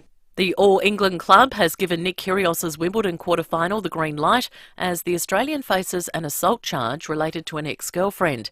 Eddie Summerfield has the story. Preparing for his Wimbledon quarter-final, Nick Kyrgios was on the practice courts moments after being charged with common assault. A day after being grilled for wearing his red Air Jordans on centre court, the 27-year-old was comparing himself to Michael Jordan's documentary The Last Dance as he left the practice courts flanked by a large entourage. Do you have any comment to make, Nick, on the allegations? I feel like I'm in the last dance. The common assault charge is in relation to an incident with his girlfriend in December last year. Kyrgios will face court in Canberra in August. The All England club giving Kyrgios's quarter-final against Kristen Garron the green light, saying it's aware of the legal proceedings. The death toll from the July 4 parade shooting in suburban Chicago has risen to 7. Meantime, it's been revealed the gunman planned the attack for several weeks. He disguised himself as a woman after the shooting to evade capture. Now turning to 5AA Sport. Gliderall Garage Doors, adding strength, safety and style to South Australian homes for over 40 years. Gliderall.com.au. And it's over to Jace Kemp. Thank you, Mel. Let's start with footy. And a war of words has erupted at North Melbourne, with its president hitting back after there were calls for her to resign.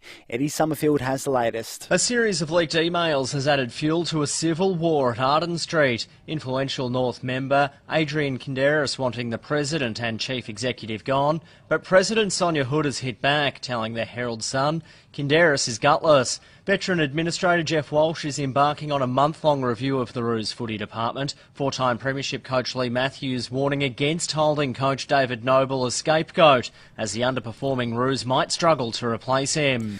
To tennis, Novak Djokovic is through to the semi-finals at Wimbledon after rallying from 2 sets down to beat Jannik Sinner. The former world number one says he never doubted himself. You know, I always believed that I could come back. I know that, experience that I have could eventually prevail in this kind of situations, that, I didn't have any physical injuries or anything like that. Nick Kyrgios and Ajla Tomljanovic will be in action later tonight. To cricket, and England has won the 5th test, chasing down a record 378 runs to beat India by 7 wickets. And finally, the Hockey Roos have defeated Belgium 2-0 at the Women's World Cup in Spain. And that's the 5AA Sport. Now checking 5AA traffic. At Athelston, Gorge Road is closed between Corkscrew Road and Bermuda Court for burst water main. Find an alternative route if you can. In the Parklands, Rundle Road is closed between East Terrace and Decatterville Terrace for the Illuminate Festival. Eastwood, paving works on Glen Osmond Road continue near Young Street. Speeds reduced and we're getting busy right now. South Road at Mile End. Cameras, Phillip Highway, Elizabeth South and Whites Road at Paralawi. Get $15 off at Coles when you spend $200 or more online. Head to coles.com.au and use promo code SAVE15. Ends July 12. T's and C's apply. Adelaide's most accurate traffic on 5AA. The 5AA forecast, partly cloudy for your Wednesday with a top of 14, a shower or two tomorrow 15, Friday a shower or two 15. Right now it's 5 degrees. More news as it happens on 5AA. The mid-year event is on at Solitaire Maserati. With the Levante SUV available for immediate delivery, now is the time to own one of the world's most desired luxury performance brands. Book a test drive at solitairemaserati.com.au. DL 65541. Nick Chigwidden from Physio Extra talks about how One Solution streamlined their business. At Physio Extra, we needed to upgrade our IT and communication systems, which is critical to us having a successful business. We spoke to the guys at One Solution and they provided us with a fantastic strategy on how we could bring our phone and our IT under the one roof. The ongoing service and support they've provided us is also excellent. I certainly recommend One Solution for any business. Visit onesolution.net.au, winner of the National Telstra Customer Experience Award. G'day, Tom Wren here. Greyhounds love to run, and Greyhound fans love Thursday nights at Angle Park. For top greyhound racing, a great family atmosphere and the amazing food, Chase's Restaurant is offering a full a la carte menu to ensure you have a fantastic night out. Chips, wedges, through to classics like burgers, fish and chips, schnitties and steaks. Yum! Grab the whole family and get to the park to watch those dogs go. Every Thursday night at Angle Park Greyhounds. 5AA Breakfast is streaming live right now. To watch, simply head online to 5AA Facebook or search 5AA on YouTube. Statewide Super is now Host Plus, an industry super fund for all Australians. That's a plus. This is 5AA Breakfast. Michael Smith and Tom Wren. 22 minutes to 8 o'clock on 5AA Breakfast with Michael Smith and Tom Wren. Now, if you're a fan of honey, you'll be interested in this. We thought we'd get the lowdown on this parasitic mite that's been found in New South Wales and seems to be concerningly on the move. It's the first time that Varroa mite's been detected in Australia. This was initially in hives around the Newcastle area, although it's now been detected further west, and I see that the ACT has put its hives into lockdown as well. Couple of people to talk to about this morning. First to Nathan Rhodes, who's the Executive Director of Biosecurity at FIVEAA. And Nathan, welcome to 5AA Breakfast. Good morning, thank you. How concerned should we be in South Australia about this Varroa mite and its potential? We should be very concerned. This is one of the world's worst pests of honeybees, and previously we've been lucky here in Australia that hasn't been present in the country. So it is very concerning that it has actually made its way here. And so we're paying really close attention to the work that's going on in New South Wales to identify how far it's spread and the actions that are being taken to try and make sure we can eradicate it. Unlike humans, when we saw the barriers go up between states to manage COVID, it's a bit more difficult with bees, I guess. It is. The nature of the apiary industry is that beehives are moved regularly and long distances around the country. They play a very important part in the pollination of a number of key horticultural crops, and the apiarists need to move those hives to those areas where the orchards are that are at their pollination season, and that's a significant mechanism of spread for varroa mite. And what are we doing as a state to protect the bee population, Nathan? So we've moved very quickly to put in place restrictions on the movement of bees and bee colonies and beekeeping equipment from New South Wales into South Australia, and we've asked beekeepers to ensure that anything that has been in New South Wales back since 1 January of this year is not brought into South Australia, regardless of whether it's coming from Victoria or Queensland or another state. If it's been in New South Wales and been potentially exposed, it's prohibited from being brought into South Australia. The other thing that we're doing is asking beekeepers to be very vigilant and inspecting their hives for signs of varroa mite. And if they do find small red parasites on their bees, to give us a call immediately to the Exotic Plant Pest Hotline, which is 1800 084 881, to let us know what they found. Then we can send an expert out there to have a proper look. There are a number of hobbyist beekeepers that might have one or more hives in their backyards now too, and that's a real growing hobby. Which is the population's really exploded in COVID, hasn't it? A lot of people have got hives in their backyards now. That's right. People picked up all sorts of different hobbies during COVID, and beekeeping is one of them, which is great. But those backyard beekeepers must register their hives with FIVEAA, and because we're using that information to send direct communications to those beekeepers to tell them what they need to look out for, what they need to do. So if you have a beehive in your backyard and it's not registered, then please get onto the FIVEAA website and make sure you do. Because, of course, beyond the production of honey, this could impact major crops like almonds and cherries and things like that as we get closer to the warmer months too. Exactly right. The value of the horticultural crops that are pollinated by European honeybees is about $1.7 billion in South Australia alone. And unfortunately, we're coming up to the almond pollination season, which is a very, very significant crop in the Riverland and on the Adelaide Plains. So we really do need to come up with a solution to the situation in New South Wales, and also a way that we can allow hives to move into those areas to undertake that important pollination function while managing that risk of spreading varroa mite further. Nathan, thank you so much for your time this morning. Also joining us to talk about this potential threat to South Australia is Dr. Katja Hoggendorr at the University of Adelaide with the School of Agriculture, Food and Wine. Doctor, welcome to the program. Give us more of an idea of exactly what these mites are, because they're tiny but potentially have a major impact on bees, don't they? Yes, they are tiny for us, but for a honeybee, they're actually very big. It's a parasite that lives outside the body of the honeybee. Compared to the honeybee, it's about the size of a basketball. And what it does is it replicates in the brood. So and then it takes a lift on the bee, and it is exchanged on flowers or through bees going into a different hive. And the mite itself does some damage because it eats from the fat body of the larva and also of the adult bees. But the most damage it causes is because it is a vector and an incubator of viruses.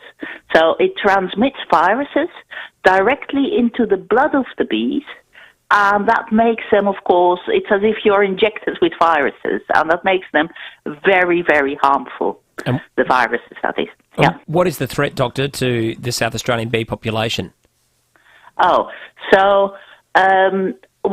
There is a big threat, but it really depends on how well we manage it, because, let's face it, the rest of the world has got this and is living with it.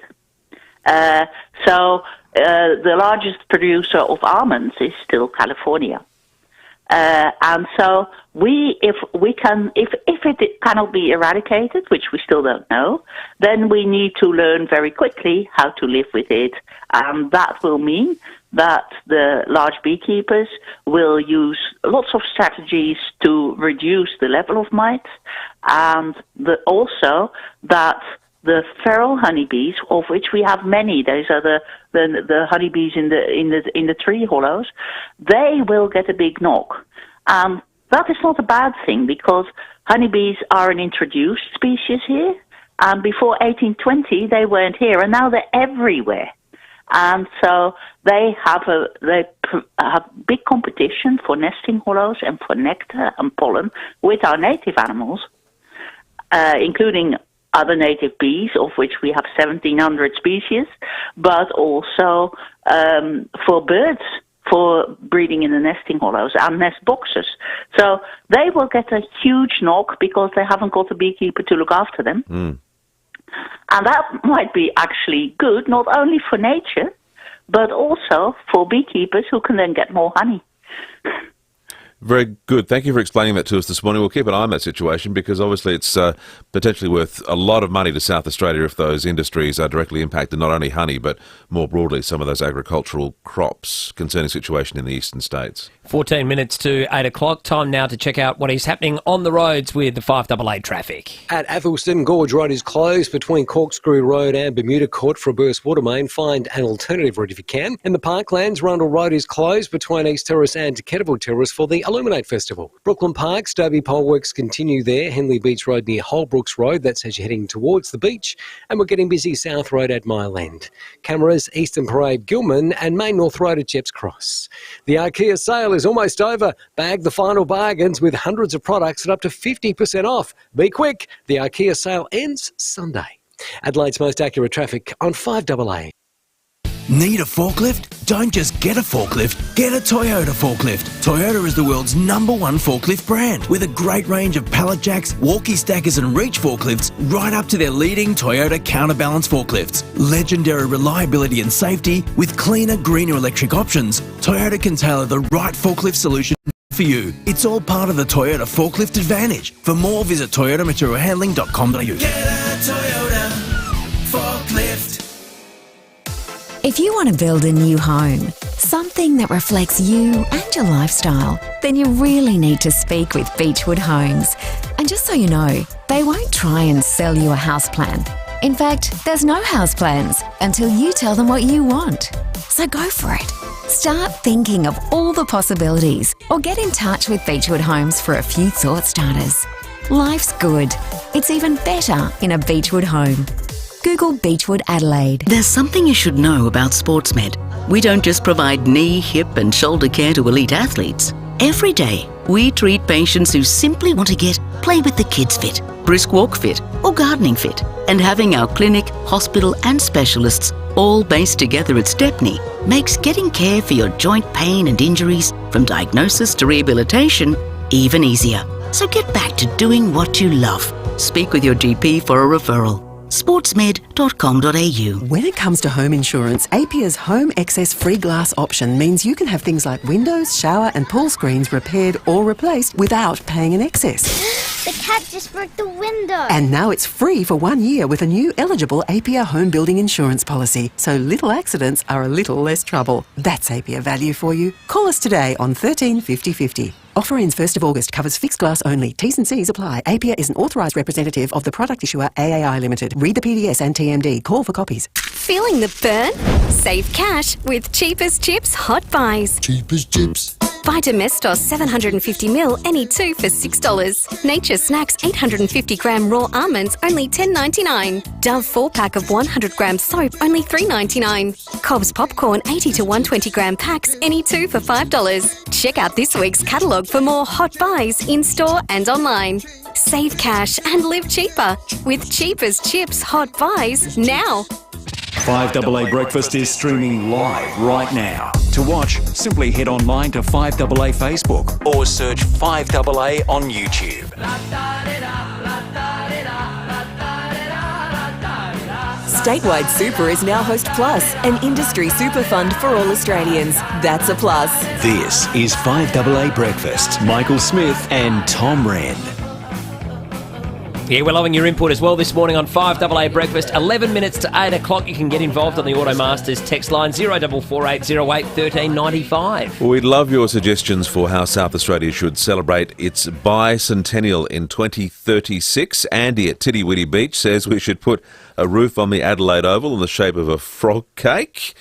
That'd go down well with the good burgers of North Adelaide, I'm sure. And Graham at Woodville says, "G'day, boys. How about a cable car ride up to Mount Lofty or above the Mount Lofty Botanic Gardens?" That was certainly something that was proposed multiple times back in the 80s. 0448 08 1395. The best suggestion this morning will win a pass for 4 to the Beer and Barbecue Festival, which is on at the Wavell Showgrounds next week.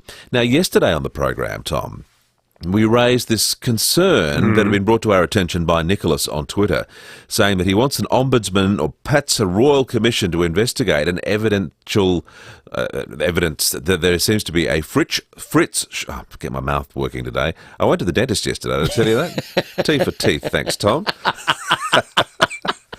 We'll have to talk about that again a little bit later for those that missed it a bit earlier. Tony O'Connell joins us now, who's across all things meat. Of course, fabulous O'Connell Meats at the Central Market. Good morning, Tony. Is there a frit shortage in Adelaide?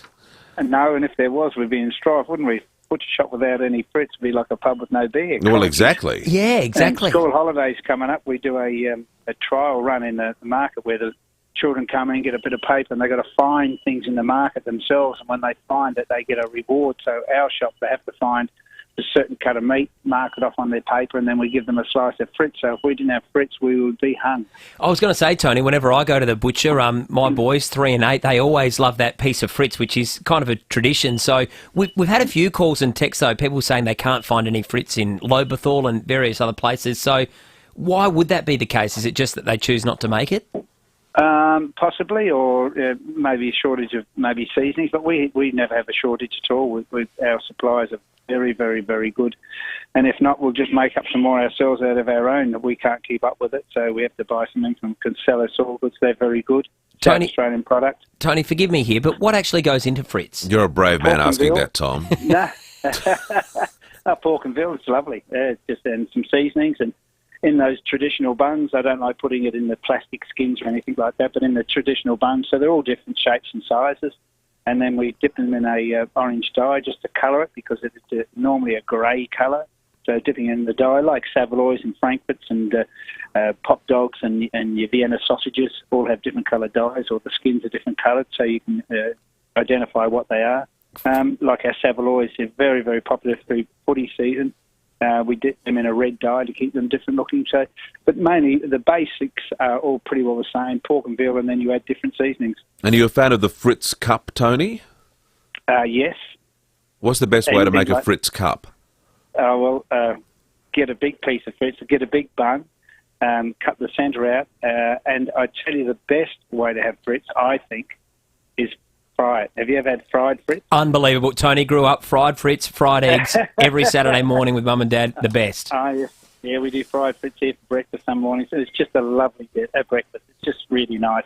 Now, Tony, I was in the market yesterday, and has your store expanded recently? Because it seemed to have a whole new sort of shop front facing into that northern edge of the market.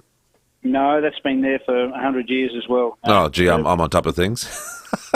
Probably just some new shops around us make it look bigger. And like we've got CC's on the corner there, we've got the Providore next to us, which you can come in and try your wares there. And if it works over 3 weeks, then you know what to do, which is a great idea in the market, where you can just try a store for 3 weeks and show off your products and things like that. So, and you're dangerously close to the Portuguese tart shop too, aren't you? Oh, mate, that used to be my old shop, so I own a bit of that, I think. Swap some Fritz for some Portuguese tarts. That sounds like a plan. Very much so. Yeah. Yes, they're right into that, I can tell you. And so are we too. It's just a beautiful product and a lovely shop and lovely people as well. Just a really nice place to be. Well, Tony, it's great to hear. No shortage in Fritz, which is fantastic. We'll so we're going to be okay. Thank you so much for coming on the show this morning. All right, mate. See you, Tom. See you in the market, boys. Stay safe. Absolutely. And I'll have some fried Fritz maybe a little bit later. Thanks, Tony. Well, there you go, Nicholas. That's your problem solved. Evidently, there is not a Fritz crisis in South Australia, which is quite reassuring. Now, about an hour or so ago, we spoke with our producer, our boss, who is actually on holidays for the week, Lucy Loken, and she's waking up a different way this morning. The Salty Sip swim down at Henley Beach. She was going there. This has become a bit of a fad for people that want to, wake up fresh and go for a bit of a dip. And she's now since been in the water since we last spoke to her. Lucy, good morning. How did it go? Good morning. I cannot feel my toes at all. No, it was wonderful, actually. I did the full dunk. I went fully under, and it was like a real burn on the ankles and the shins. The water was absolutely freezing. And when I quickly ran back onto the beach, I checked the temperature, and it actually dropped. So it said Henley Beach 2.5. It feels like minus 0.5, sorry. So I felt every bit of that frozen. But it was really good. The yoga at the start, I'm not very flexible at all, but it was a good way to get acclimatised, I'll say. It was pretty fresh out there on Henley Square. And then I would say probably about 200 people down there this morning, all literally just stripped off, lots of grimacing, people just running flat out straight into the water, quick dunk, and out they got again. So it was an experience. Was it worth it for the skinny latte at the end or not? I tell you what, I was that cold. I actually had my first sip pretty well instantly, and it didn't even feel hot to me. I was that cold. But yeah, definitely worth it. So if you are going to do it, maybe don't do it on a day that's 3 degrees, because it was pretty chilly. You're going to make it a regular thing when you're not here? I think I will. I think doing breakfast radio has really made me a morning person, and I've always been an exercise in the morning type person. So I really like it as a good way to wake up. And the coffee is the biggest reward out of all, so it's going down a treat. You know it's cold when Claire's favourite daughter says it's cold, because you're used to freezing temperatures up there, aren't you? Oh, that's right. Yeah, no, this was heaps colder. Heaps colder. The water was actually icy, and like I said before, I wish I'd had numerous wetsuits on instead of just my summer bikini, but we did it, and we're freezing cold, but we're there. Lucy, you're braver than most. Great job for doing it. Thanks so much for calling us, and try and thaw out in the next hour or two. No worries. I sent Brookie a photo for the live stream, so if she pops it up there, you can see me absolutely frozen stiff on the beach afterwards. Love it. Lucy, great stuff. We'll catch you next Monday. Sounds good. Bye. Good stuff. Lucy Loken there joining us after her salty dip or salty sip this morning. You any good at yoga? No good. Terrible. I tried it for the first time a couple of months ago. Can you touch your toes? No, never been able to touch my toes, even as a kid. But this yoga instructor, she was fantastic, and they had the Zen music going and the oils and everything, and we were trying to do the downward dog in a group session, and she sort of came round and gave everyone instructions. She said, "Oh, you're doing well if you're trying to plank." Like, try again, tiger. Anyway, so I don't know, I'll be rushing back to do yoga, but it was good to try. Yeah, you got to try. That's it. That's the spice of life, right? Let's hear the best of Blakey. Aussie Fast Transport Solutions, interstate freight, distribution, warehousing and local Adelaide couriers. Call Aussie Fast 13 13 64. The Office of the Premier of South Australia, the Honourable Stephen Marshall. Yes, Julian. Morning, good looking. Would you like a cuppa? Oh, yes, please. I'll bring it in, sexy abs. What? I'll bring it in, hunky. What? Tea lady! What do you want about? Well, I didn't want you to feel all inadequate after these images of Malinauskas in the advertiser. Look at that. Look at those. Oh, him in the pool, yeah. Yes, I mean, look at that. Look at that. Yes, I know, I've seen it. Why would I feel inadequate? Well, I mean, look. What? Well, he looks. Oh, well, he looks okay. He looks magnificent. Oh, compose yourself. And the advertiser put up a survey online so we could vote on our favourite headline, Commander in Beef or Leader of the Hot Position. Yes, I know. So why don't we organise for Rachel Sanderson to go down to Glenelg Beach in a bikini? And see if the advertiser does an article on her. No, it was about the leader of the party. Yes, but we have to fight back with a girl. Why? Well, because you're What? Well, busy. Oh, no, we can't do It'd that. be great. We could get Rachel down to the beach as a kind of payback with a headline like, throwing some Sanderson in his face. Oh. Or you can't bury your head in the Sanderson. Oh. Yes, all right. Or no ugly duckling here by Hans Christian Sanderson. Yes. And they can run an online survey about how hot she is. They'll never do that, Julian. Why not? They did that with... Because she's a woman. Oh, I wonder if the advertiser can spell hypocrite. Yes. Okay, well, I'll leave you to it, Premier. Thanks. Can I take this newspaper with me? Oh, well, I'd like to read... I need it to What for? I need it to do some research. There you have it. Best of Blakey, thanks to Aussie Fast Transport Solutions, interstate freight, distribution, warehousing and local Adelaide couriers. Call Aussie Fast, 13 13 64. Hey, it's Callum here in the kitchen for Edwardstown Mazda. Now, Dave, the used vehicle manager here at Edwardstown Mazda, tells me he's an early riser, plays golf when he can, loves to cook, and I hear he's a bit of a Mexican food lover. So, just for Dave and the used vehicle team here at Edwardstown Mazda, I thought I'd put together some fish tacos with pineapple salsa. You can download the recipe at edwardstownmazda.com.au, and if you're looking for a quality used vehicle, Dave's your guy. It's gotta be. Hi, Rory Sloan here for You Install It Kitchens. Are you starting a DIY renovation and need cabinetry quick? Order with You Install It and get your cabinetry delivered in 15 working days. Manufactured locally here in SA, You Install It offers short lead times, so you can get started on your project sooner. Visit a showroom, Modbury, Churchill Centre, Norwood, Glandore and Lonsdale, or visit the You Install It website for online 3D design. You Install It Kitchens, the complete DIY kitchen solution. Lead times may vary. See showroom for details. If you're looking for a personal alert system for an elderly loved one in the family, there's only one company I can recommend. You guessed it, Care Alert. If ever there was a time you need to have the ability to get emergency help while alone, it's right now. Whether you have a sudden illness or a nasty fall, a press of a button and help can be on its way. That's real peace of mind. Care Alert, your safety companion. Call 1300 75 85 95 or go to carealert.com.au. Online, on DAB Digital Radio and on 1395 AM. Talking Adelaide. This is Adelaide's 5AA. Partly cloudy, 14 today with the 8 o'clock news. I'm Mel Usher. Police say a carjacking north of the city late last night was not a random incident. Senior Constable Kimberly Broad says a female driver was targeted. It's just after 11 o'clock. A woman reported to police that she was threatened by two men with a knife who stole her car on Fairfield Road at Elizabeth Grove. They were headed to Salisbury but let her go a short time later. Investigations are continuing. Temperatures plunged to their lowest so far this year, with 3.7 degrees recorded in the city overnight. Parts of the northern suburbs dropped below 2 degrees, with Parafield getting down to 1.2.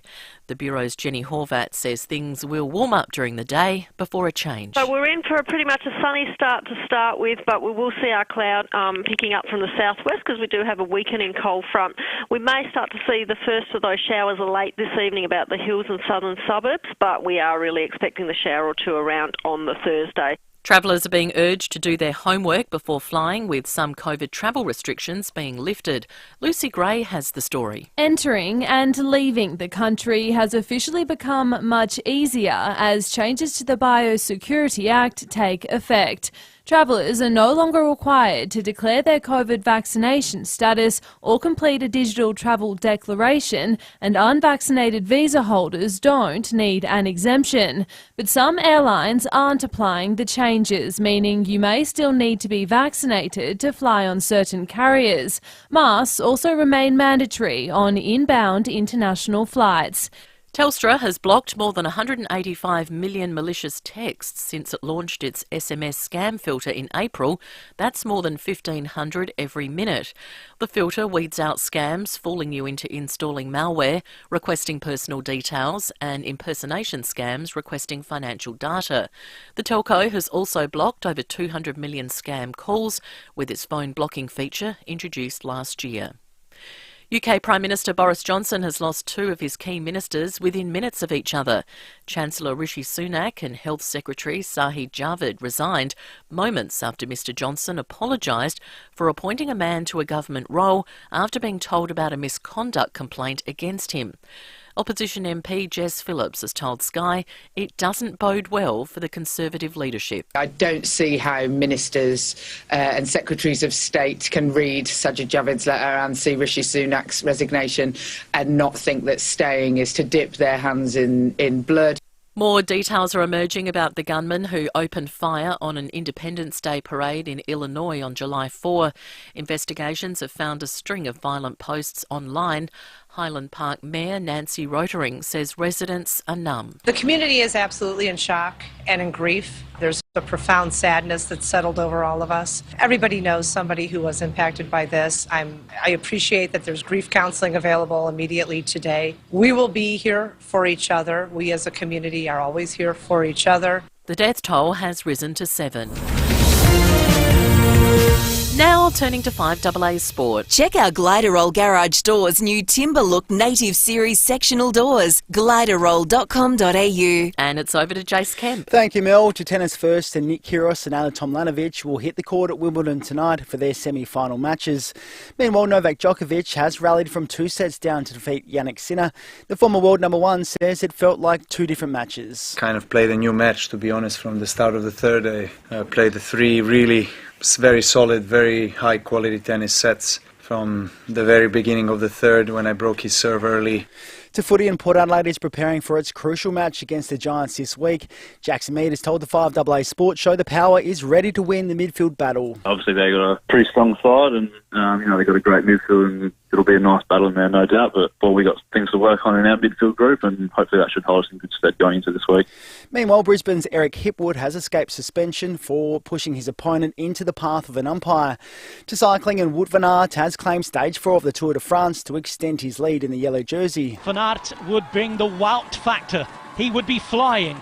A win in the yellow jersey. His 7th Tour stage down the years. One of the most special. To cricket, and England has won the 5th test against India by 7 wickets after a record run chase. And finally, the Hockeyroos are 1 win away from reaching the World Cup quarter-finals after beating Belgium 2-0. And that's the 5AA Sport. Now checking 5AA traffic. In the city, traffic lights playing up on South Terrace near Anzac Highway. Athelston Gorge Road is closed between Corkscrew Road and Bermuda Court. That's reverse water main. Find an alternative route if you can. In the Parklands, Rundle Road is closed between East Terrace and Kettleville Terrace for the Illuminate Festival. And we're busy South Road at Mile End. Also Tapley's Hill Road at Glenelg North starting to build as well. Cameras, Days Road, Angle Park and Hanson Road at Wheatfield. With Amplify Premium Fuels and Amp Charge electric vehicle charging rolling out across Australia, Ampol powers our way of life. Ampol, Australia's own. Adelaide's most accurate traffic on 5AA. The 5AA forecast, 14 today and partly cloudy, a shower or 2 tomorrow 15, then Friday a shower or 2 15. Right now it's 6 degrees. More news as it happens on 5AA. At Audica, our clinicians offer expertise, technology and value for every ear. Give your ears some love this winter. Save up to 20% off a selected range of our hearing devices and feel confident. With a 60-day money-back guarantee as well as a 4-year device warranty. If you're over 26, book your free hearing check today. Sale ends 31st August, T's and C's apply. Visit audica.com.au.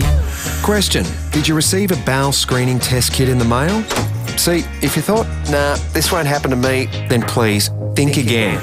Do the test, then head to the Smooth Win page and tell us in 25 words or less how you maintain and enjoy a healthy lifestyle. You could go into the draw to win a prize pack valued at up to $150. Remember, bowel cancer takes more lives than breast, prostate or skin cancer, but 90% of bowel cancers can be treated successfully if found early. Get to it today.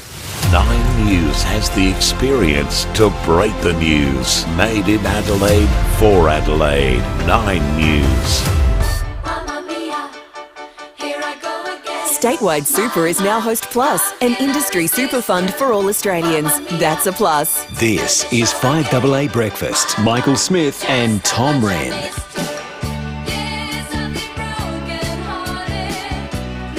We've had a bit of advert going on this morning to get us going, which is great on 5AA Breakfast. It's 8 minutes past 8 o'clock. Michael Smith and Tom Wren with you through until 9 o'clock. Leon Bynard to take over after that. And we're going to be here for the rest of the week as well. David and Will to return on Monday after a couple of weeks off. 8223 0000 is the number to get in touch with us, as you know. We're looking for suggestions this morning about how South Australia should celebrate its bicentennial in 2036. Couple of suggestions already suggest turning the Adelaide Oval into a giant frog cake, cable car to Mount Lofty. What about something like Adelaide's answer to the Guggenheim, an Adelaide sign up on the hills like the Hollywood sign? We'd welcome your suggestions. Maybe we should rebuild the Buffalo, which was torn down a couple of years ago at the Bay. 8223 0000. We've got a pass for 4 people up for grabs to the Beer and Barbecue Festival at the Wavell Showgrounds next week. And we've also been getting plenty of text this morning. It's the coldest start to a morning we've had all year. We heard from Jenny Horvat from the Weather Bureau a little earlier. We've also had some texts coming in. She said at the airport this morning, just 3.2 degrees. Northwest of the state, minus 4.9. Out at Yunta, minus 4.4 degrees. Murray Bridge, minus 3.3. So exceptionally cold, and we've had a few text messages as well. Out there at Verdun this morning, Barney said it was 0.0. So keep those texts coming. 0448 08 1395 on the Automasters text line. Yes, down to minus 2.3 at Roxby, as we heard earlier. Someone heading out to Port Wakefield said it was minus 2 out there as well. Minus 6 at the Oodlawirra fruit fly checking station. We were talking yesterday about COVID issues, and Nicola Spurrier and Chris Picton, the Health Minister, held a media conference yesterday with the latest forecast of numbers of cases going up, probably doubling in the next couple of months. A lot of debate around also about whether we should all be entitled to a 4th COVID jab.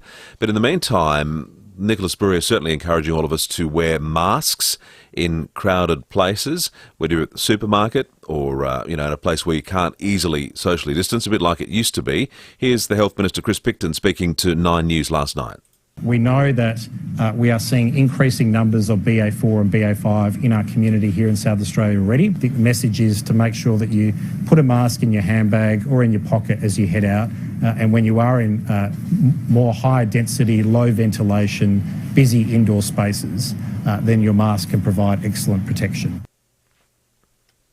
Now, within about 3 weeks, SA Health is expecting 5,000 to 6,000 cases a day. So it's posing the question, will we be going back to a mandate on masks? So that's going to be the big issue. I think SA Health and the government, the Police Commissioner Grant Stevens, are probably going to have to contemplate over the next few weeks.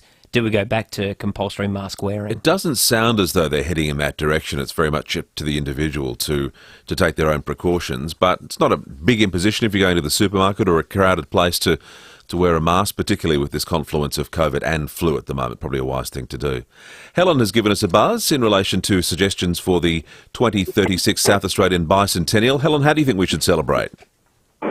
Look, I believe we should be building something in the city for our horse and cart to tether to when we're going into town. For your horse and cart? Yes. Because you can't afford petrol, you're back on the horse and cart, Exactly. Are you, Helen? Exactly. Yes, we'll just take our horse in and tether it, and our cart. I think we'll really need this. All right, that's a suggestion. You're in the running for the potential 4 passes to the Beer and Barbecue Festival at the Wavell Showgrounds next week. 8223 0000, or you can text us your suggestions on the Automasters text line 0448 08 1395. Keep those coming. It is 12 minutes past 8 o'clock. What we might do is take a quick check of the traffic. Things starting to heat up on the roads out there, and the weather slowly starting to as well. It's turned into a beautiful morning.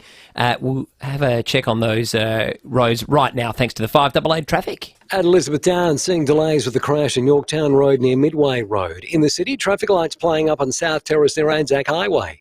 Alphaston Gorge Road is closed between Corkscrew Road and Bermuda Court for a burst water main. Find an alternate route if you can. And we're busy right now, Grand Junction Road at Northfield. Cameras, Eastern Parade Gilman and Military Road at Larks Bay.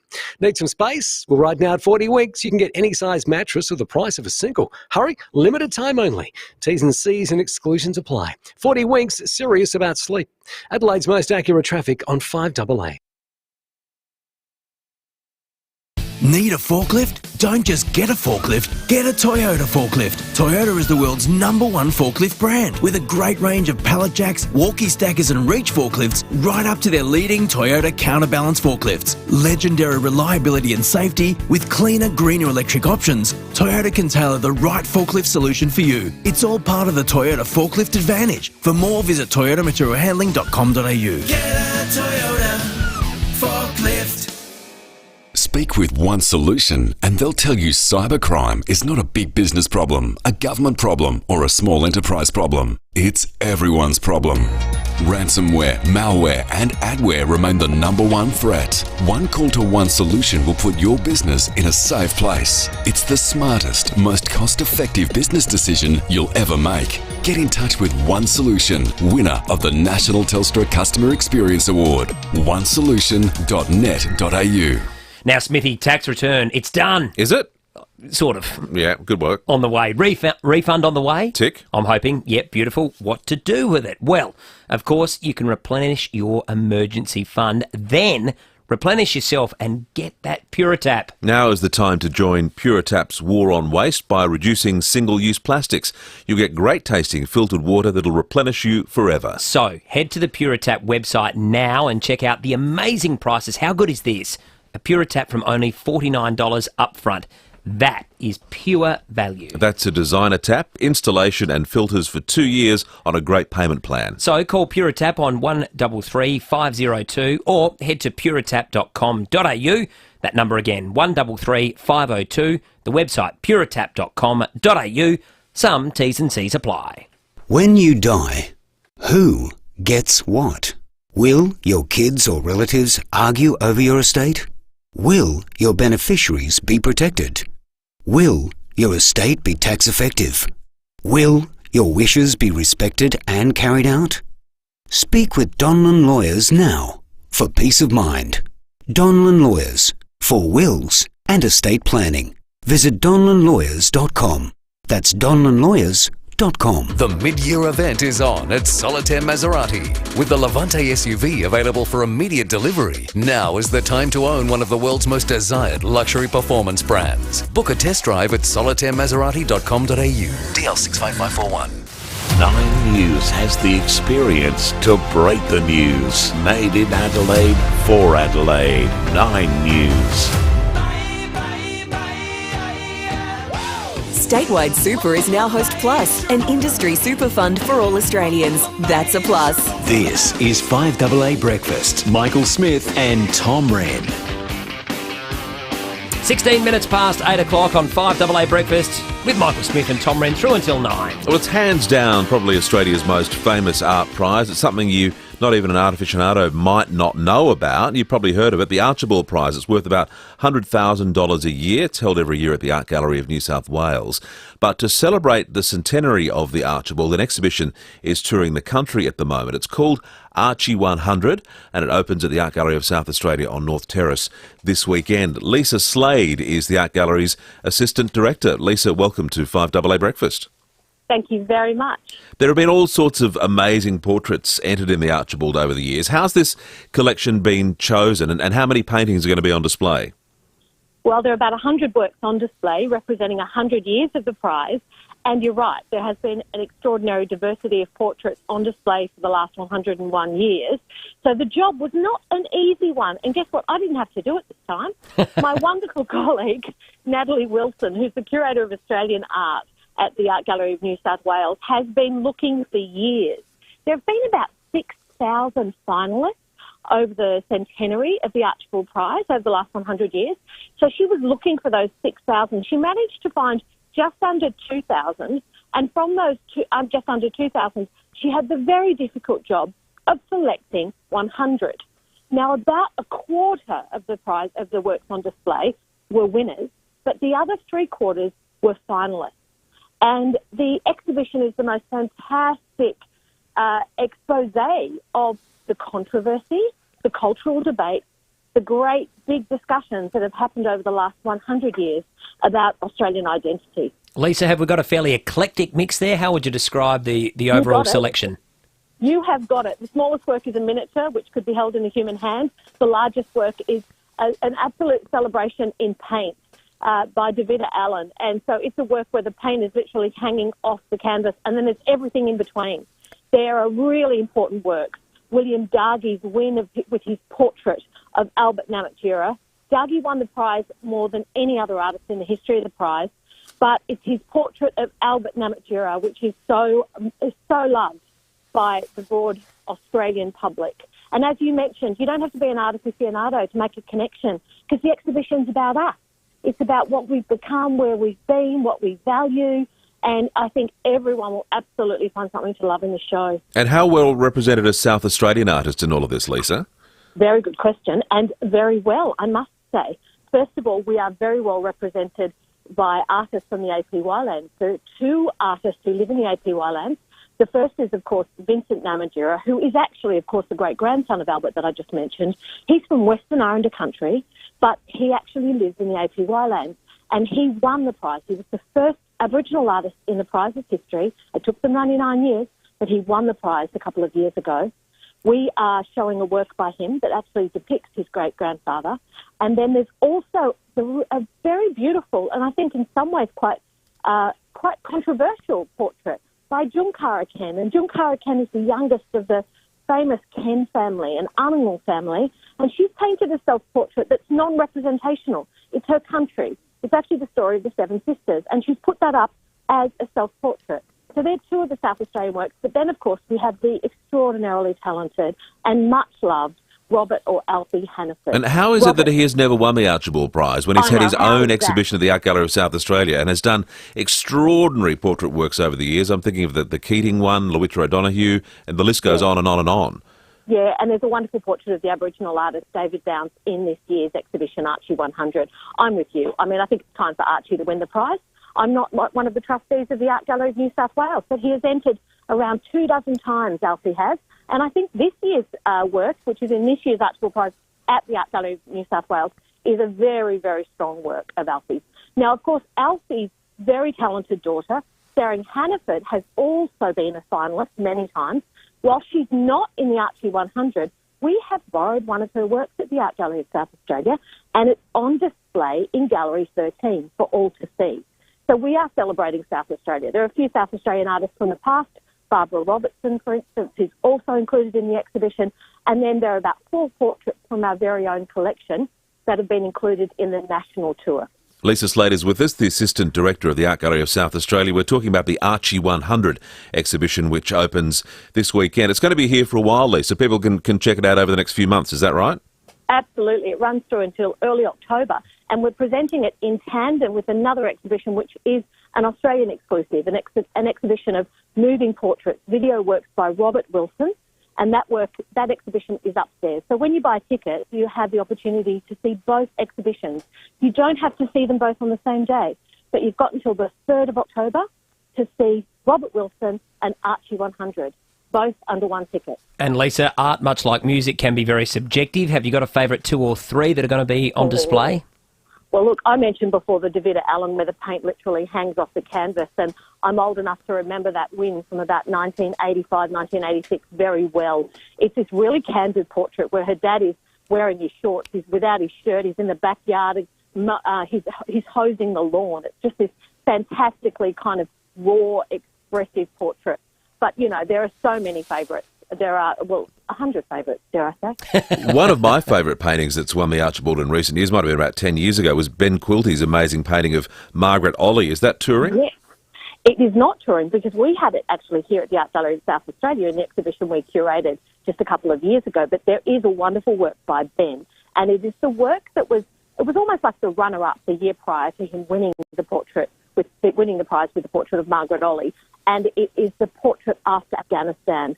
So it is one of the captains from Afghanistan, and he, after he returned from Afghanistan, then invited a number of the men into his studio in the Southern Highlands, and he has painted this portrait really of, I would say, trauma.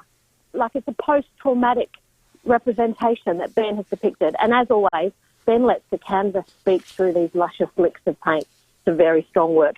And it's actually shown alongside another work, which is very controversial. In 1978, Brett Whiteley won the Archibald. He won the Stillman, he won the Win, he won the trifecta in that very same year. And he won the Archibald with a portrait which has three parts. One of them's photographic, one of them's painterly, and the other is a mixed media work.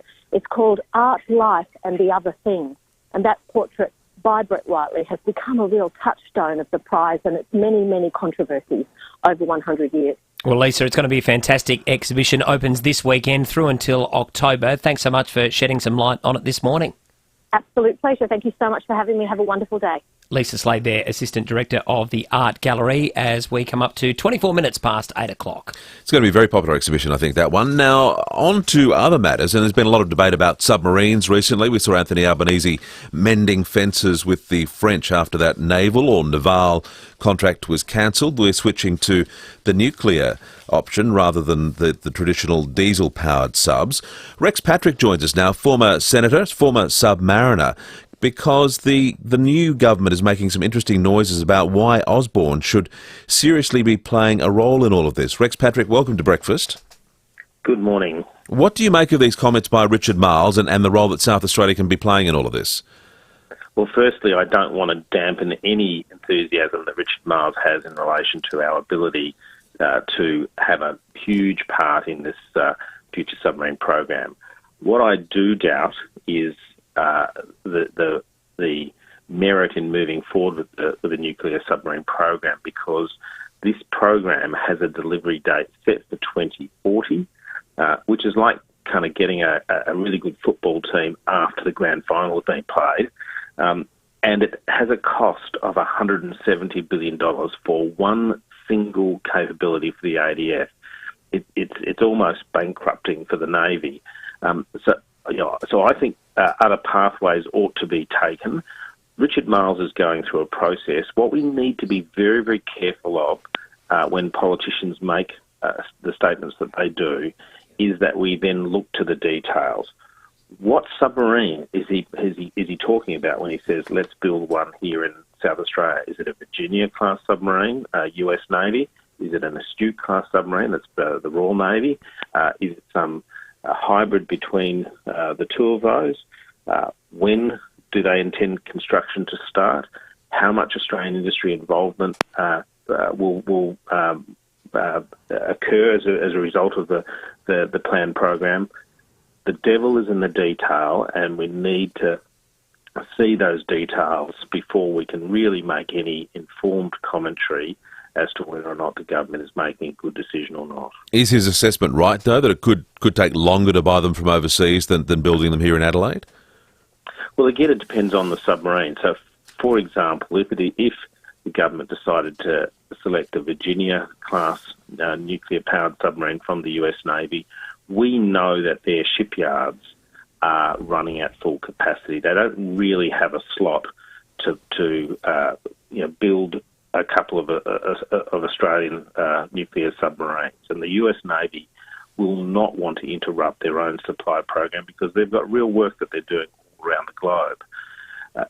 That means it could be true that building here in South Australia might be quicker, but that has to be offset by the fact that you've got to be really careful when you're building a nuclear-powered submarine. People ask me, because I've been to sea on nuclear-powered submarines, do I feel safe? And the answer to that was yes, because I was on a submarine that was being operated by the US Navy that had been working with nuclear submarines for 50 years. They had an industry that sat behind them that was very experienced, and they had this very, very tight and highly effective nuclear safety regime. And they're things you can't just build overnight. So, again, we've got to look to the detail before we can make any assessment about whether or not what's being proposed by government is something that is a good thing or a bad thing. I understand Richard Marles is heading to the US in the next few days for significant defence talks. Are we likely to find out as a result of those talks exactly what sort of model we're going to get? Well, the government had indicated only in the last week or so that it intended to take full time for the study into the nuclear-powered submarines. So we recall that in September last year, Scott Morrison announced that we were going to go down the nuclear submarine path and commenced an 18-month study. And that's the activity that's currently taking place. Look, I think we need to go through that process. We need to look at this, but we really also need to have our mind on some sort of interim capability built here in South Australia, some sort of off-the-shelf platform, because right now we have Australian submariners at sea on our submarines, on our Collins-class submarines, and they are ageing. The technology, in those boats, and this is not being critical of anyone at ASC, it's just the fact that these boats have been around since the 1990s. We end up putting our submariners in danger when they have to go into sort of high-tempo areas and don't have all of the right technology. Have you offered your services as an advisor in all of this? Look, I have had some conversations with government since the election. I will, of course, always, work towards the betterment of the Royal Australian Navy, work towards the betterment of our naval shipbuilding industry. If I can help it any way I can, then I will. Great to have your perspective, and thanks for your update this morning, Rex Patrick. Thanks. Former South Australian Senator and submariner as well. Hard up against the 8:30 news. We've got plenty more coming up in the final half hour of the show, but we'll head across shortly to the newsroom with Mel Usher, all the sport with Jace Kemp. Nothing beats that new car experience, and you'll still be feeling it long after you drive away in a new Hilux from Jarvis Toyota. The tough new Hilux features an upgraded 2.8-litre diesel, delivering 20 kilowatts more power. The Hilux is packed full of Toyota Safety Sense intelligent technology, Apple CarPlay and Android Auto as standard, plus 3-year cap price servicing. Rediscover the road in the all-new Toyota Hilux at Jarvis Toyota. South Road, Clovelly Park, proudly celebrating 21 years of great deals. How far would you go for your dream kitchen? And how far would you go to not deal with organising all the trades? How about 15 minutes up the freeway to Balhanna Kitchens by Design? 2, the largest showroom in the Adelaide Hills. Custom build your dream with our award-winning designers. Plus, we can manage the installation and all sub-trades at a fixed price. Balhanna Kitchens by Design. It's not too far to go to make your dream a reality. balhannakitchens.com.au. This is Adelaide's 5AA. Partly cloudy and 14 today with the 8:30 news. I'm Mel Usher. 2 men threatened a female driver with a knife in the northern suburbs last night and then jumped in her car. The carjacking happened at Elizabeth Grove. They stopped a short time later en route to Salisbury and the woman was let go. The three are known to each other. 2 people have been injured in a crash at Salisbury. Their car lost control and they hit a wall under the Salisbury Highway overpass just before 11 last night. The driver, a 32-year-old Paralawi man, and his 21-year-old female passenger were both taken to hospital with serious but not life-threatening injuries. The Volkswagen was towed from the scene. Checks revealed it was stolen from Prospect in April. Investigations are continuing. More than 185 million scam text messages have been blocked from Telstra servers since April. The telecommunications company has brought in a new filter that filters malicious texts before reaching customer mobiles. Telstra's Chief Information Security Officer claims the network has also stopped more than 200 million scam calls since mid-2021. Narelle Devine says calls do spill through, so people should know what to do. If you do answer it and it is either a pause, an automated response, someone you don't know, just hang up. Don't engage in conversation. Don't give them any of your details, and certainly don't continue that. And report it. Report it to both ScamWatch but also to us. The National Retailers Association says the rate hike will make it even harder for small businesses to survive. Australia's central bank has raised the official interest rate by 0.5% to 1.35%.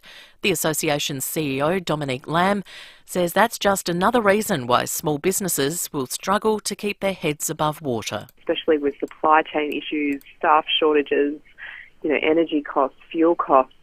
And so this latest interest rate hike, where many of their small businesses have their homes attached to their businesses, it is going to cause, difficulties for many of them.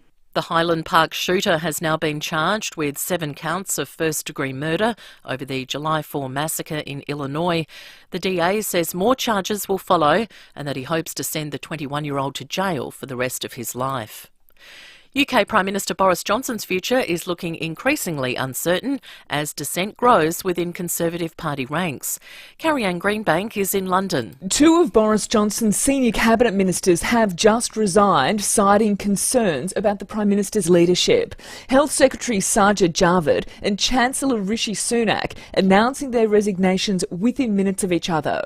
Boris Johnson has been plunged into recent controversy over the appointment of a Deputy Chief Whip who recently quit over allegations he groped 2 men, and also previous controversy about lockdown-breaking parties at Downing Street. Just last month, the Prime Minister survived a no-confidence vote. Now turning to 5AA sport. Gliderall Garage Doors, adding strength, safety and style to South Australian homes for over 40 years. Gliderall.com.au. What's happening in the footy, Jace Kemp? There's plenty going on, Mel, and we'll start with Port Adelaide, and they're hopeful to welcome back Scott Lycett for its crucial clash with the Giants. Meanwhile, Max Gawn will return for Melbourne's match against Geelong tomorrow night.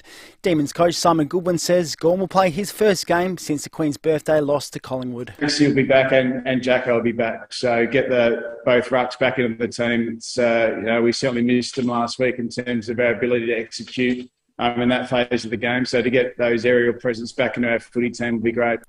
To tennis, and Britain's own Cam Norrie has delighted his home crowd at Wimbledon. Craig Gabriel reports. Cam Norrie's become only the 4th British man in the Open era to reach the Wimbledon semi-finals. He's come back from 2-1 down against Belgian veteran David Goffin to win 3-6, 7-5, 2-6, 6-3, 7-5. This is the first time Norrie has made it to the final 4 of a major, and he'll be facing Novak Djokovic, who came back from 2-0 down to beat 20-year-old Yannick Sinner.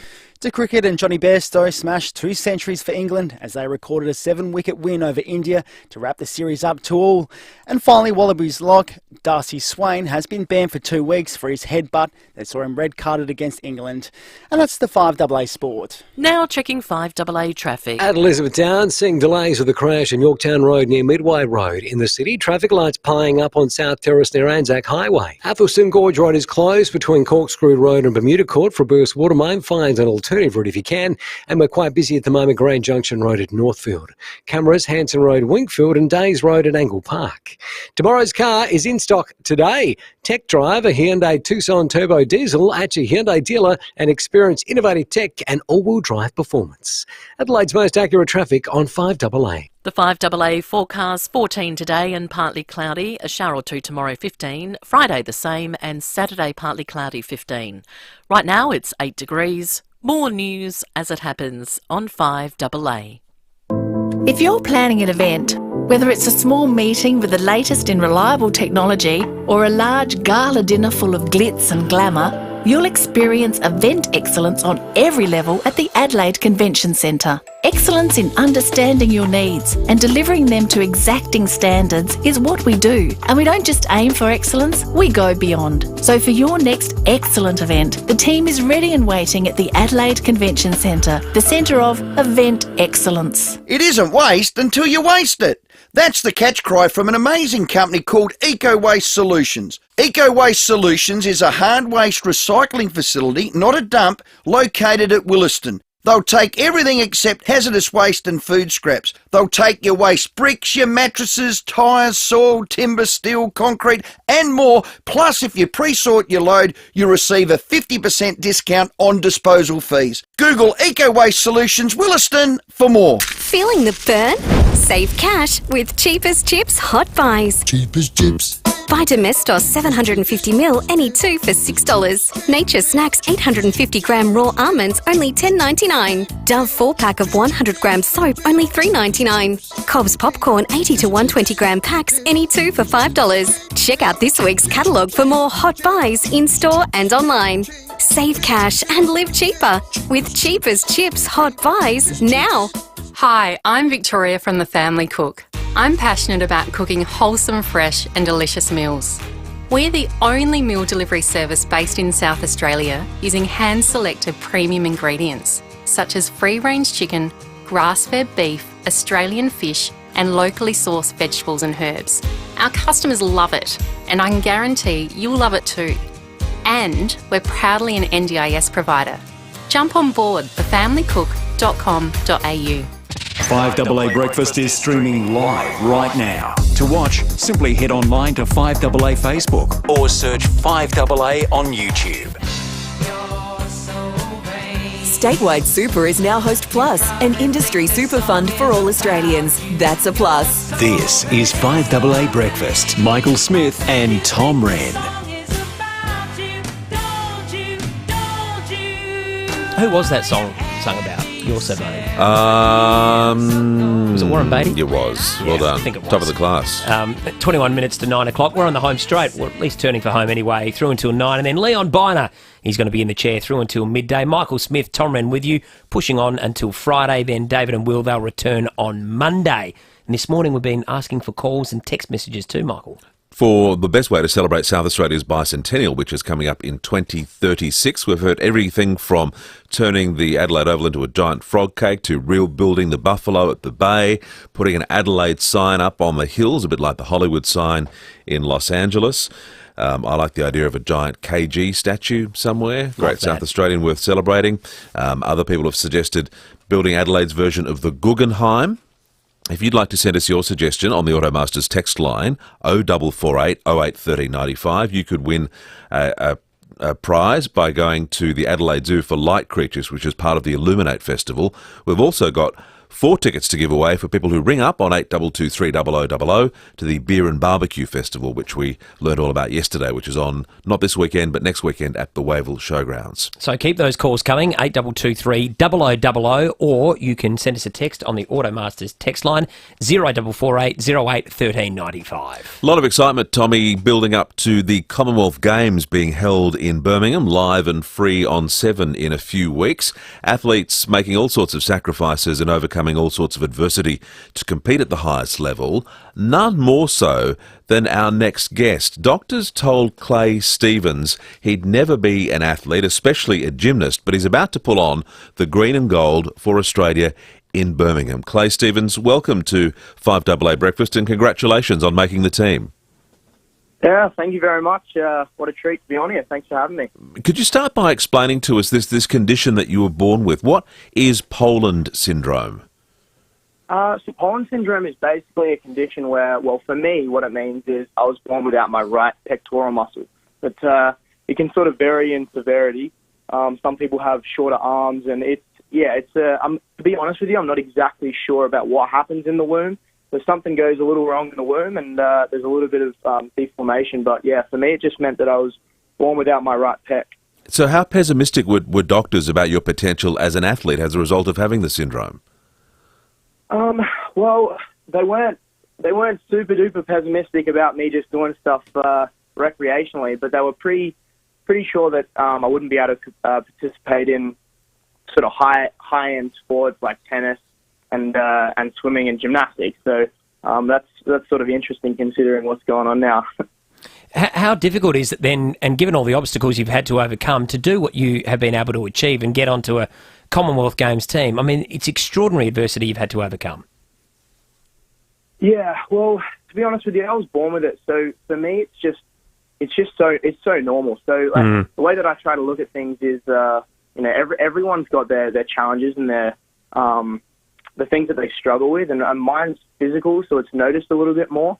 But, some people struggle with mental illness. Some people struggle with getting injuries and things like that. And this happens to be the hurdle that I've had to jump over. So as difficult as certain things can be, I try to put it into perspective and understand that sort of everyone's gone through something, whether we know it or not. So this just happens to be one of the things that I deal with. And Clay, I understand some of your gymnastics mates call you Nemo. Why is that? Yeah, well, just a couple of them call me Nemo. Because Nemo's got his little flipper, so that's what they reckon my right side of my chest looks like. Give us an idea of how brutal your training regime is in the lead up to the Com Games. Yeah, pretty hectic. So we'll train twice a day, 3 hours per session. So we're training more than 30 hours a week. And then on top of that, we have sort of our recovery sessions and massage and physio, which sound nice, but a lot of the time they don't actually feel too nice when you're hurting and when you're sore. yeah, on top of that, obviously there's a lot of focus on nutrition and sleep and all of those sort of things. So it's kind of, 24/7 when you're leading into a competition like this, and throughout the whole year. That's, I think, part of the struggle with gymnastics is it is a full year-round sport. So there's not necessarily an on and off season. It's kind of just, it's just trying to go, the whole year round without any break, which is tough. But yeah, it's competitions like this make the lead up exciting. So it definitely makes the training a little bit easier. Clay, a lot of people looking forward to the Commonwealth Games, and I'm sure going to be following your progress very closely now. Just tell us exactly when you will be competing, and what are your realistic expectations when you get over there? Yeah, so we compete. Our first competition's on the 29th. So coming up in 3 weeks or so. Mm-hmm. And then based on how we do at that qualification event, or how I do, will determine whether I go into the finals.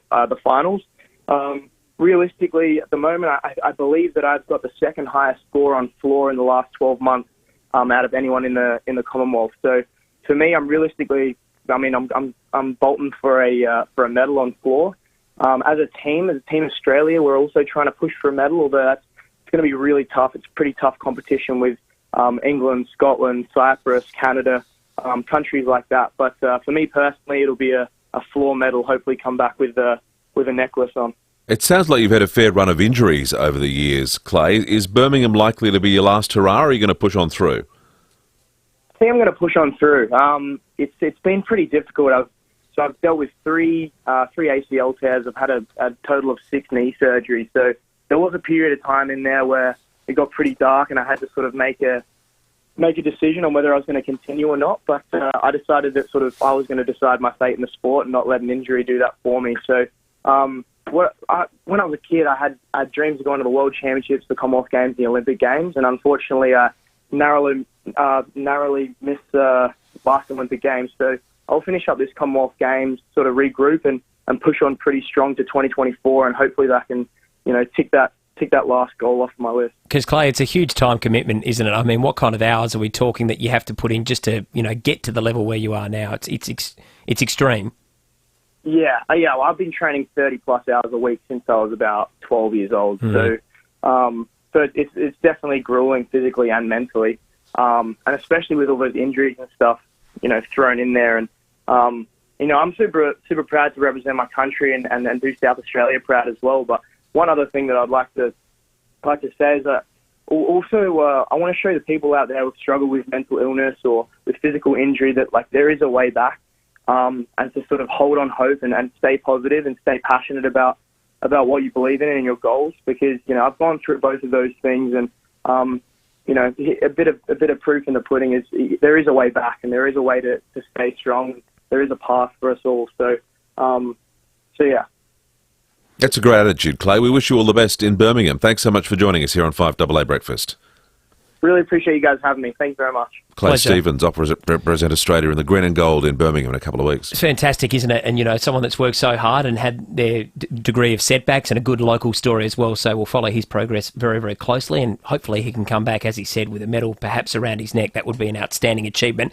Just getting there is a wonderful thing in the first place. It's coming up to 13 minutes to 9 o'clock. Let's have one final check before we finish up of the roads out there this morning. At O'Halloran Hill, there's a smash on the Southern Expressway near Majors Road, delays inbound. Elizabeth Town seeing delays with a crash in Yorktown Road near Midway Road. In the city, traffic lights playing up on South Terrace near Anzac Highway, and Athelston Gorge Road is closed between Corkscrew Road and Bermuda Court for burst water main. Find an alternate route if you can. Cameras, Bedford Street, Gilman and Days Road, Angle Park. Statewide Super is now Host Plus, an industry super fund for all Australians run only to benefit its members. That's a plus. Search Compare Host Plus today. Adelaide's most accurate traffic on 5AA.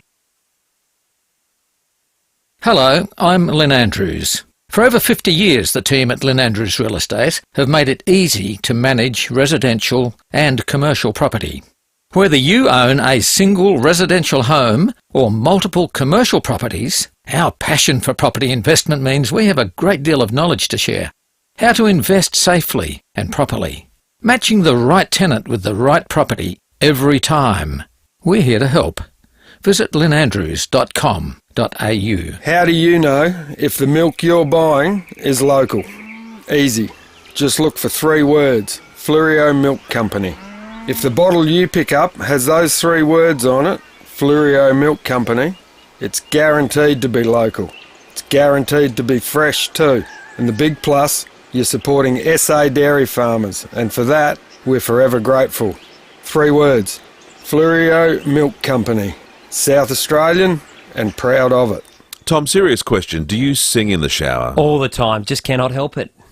All the time. That's Love good. It. Yeah, do All you? right, that's what I was going to ask you.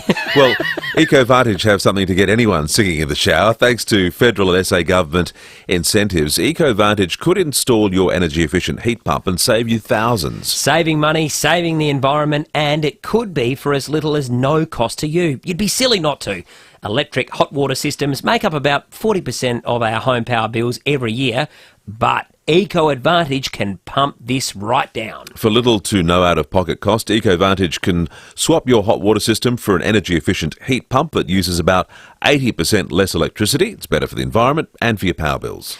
Pump your power bills down with EcoVantage. Head to ecovantage.com.au to find out how you could take advantage of government incentives today. T's and C's apply. Building amazing homes is important to Beechwood Homes, and so is the environment. So when you build with Beechwood, you're building a better environment for our kids and grandkids. Here's why. Around 70% of scrap materials from every Beechwood home is recycled. Bricks, rubble, timber, gyprock and steel, none of it goes to landfill. It's all sorted and recycled. So life really is good. It's even better in a Beechwood home. Google Beechwood Adelaide today for a better future for all of us. 9 News has the experience to break the news. Made in Adelaide for Adelaide. 9 News. Statewide Super is now Host Plus, an industry super fund for all Australians. That's a plus. This is 5AA Breakfast. Michael Smith and Tom Wren. 10 minutes to 9 o'clock. We've got Leon Biner coming up after 9 o'clock this morning, and South Australia's Chief Public Health Officer, Nicola Spurrier, will be joining Leon Biner. If you have any questions for her, email them in on air at 5AA.com.au. So keep those coming. He would certainly love to have some of those questions as she joins him on the program.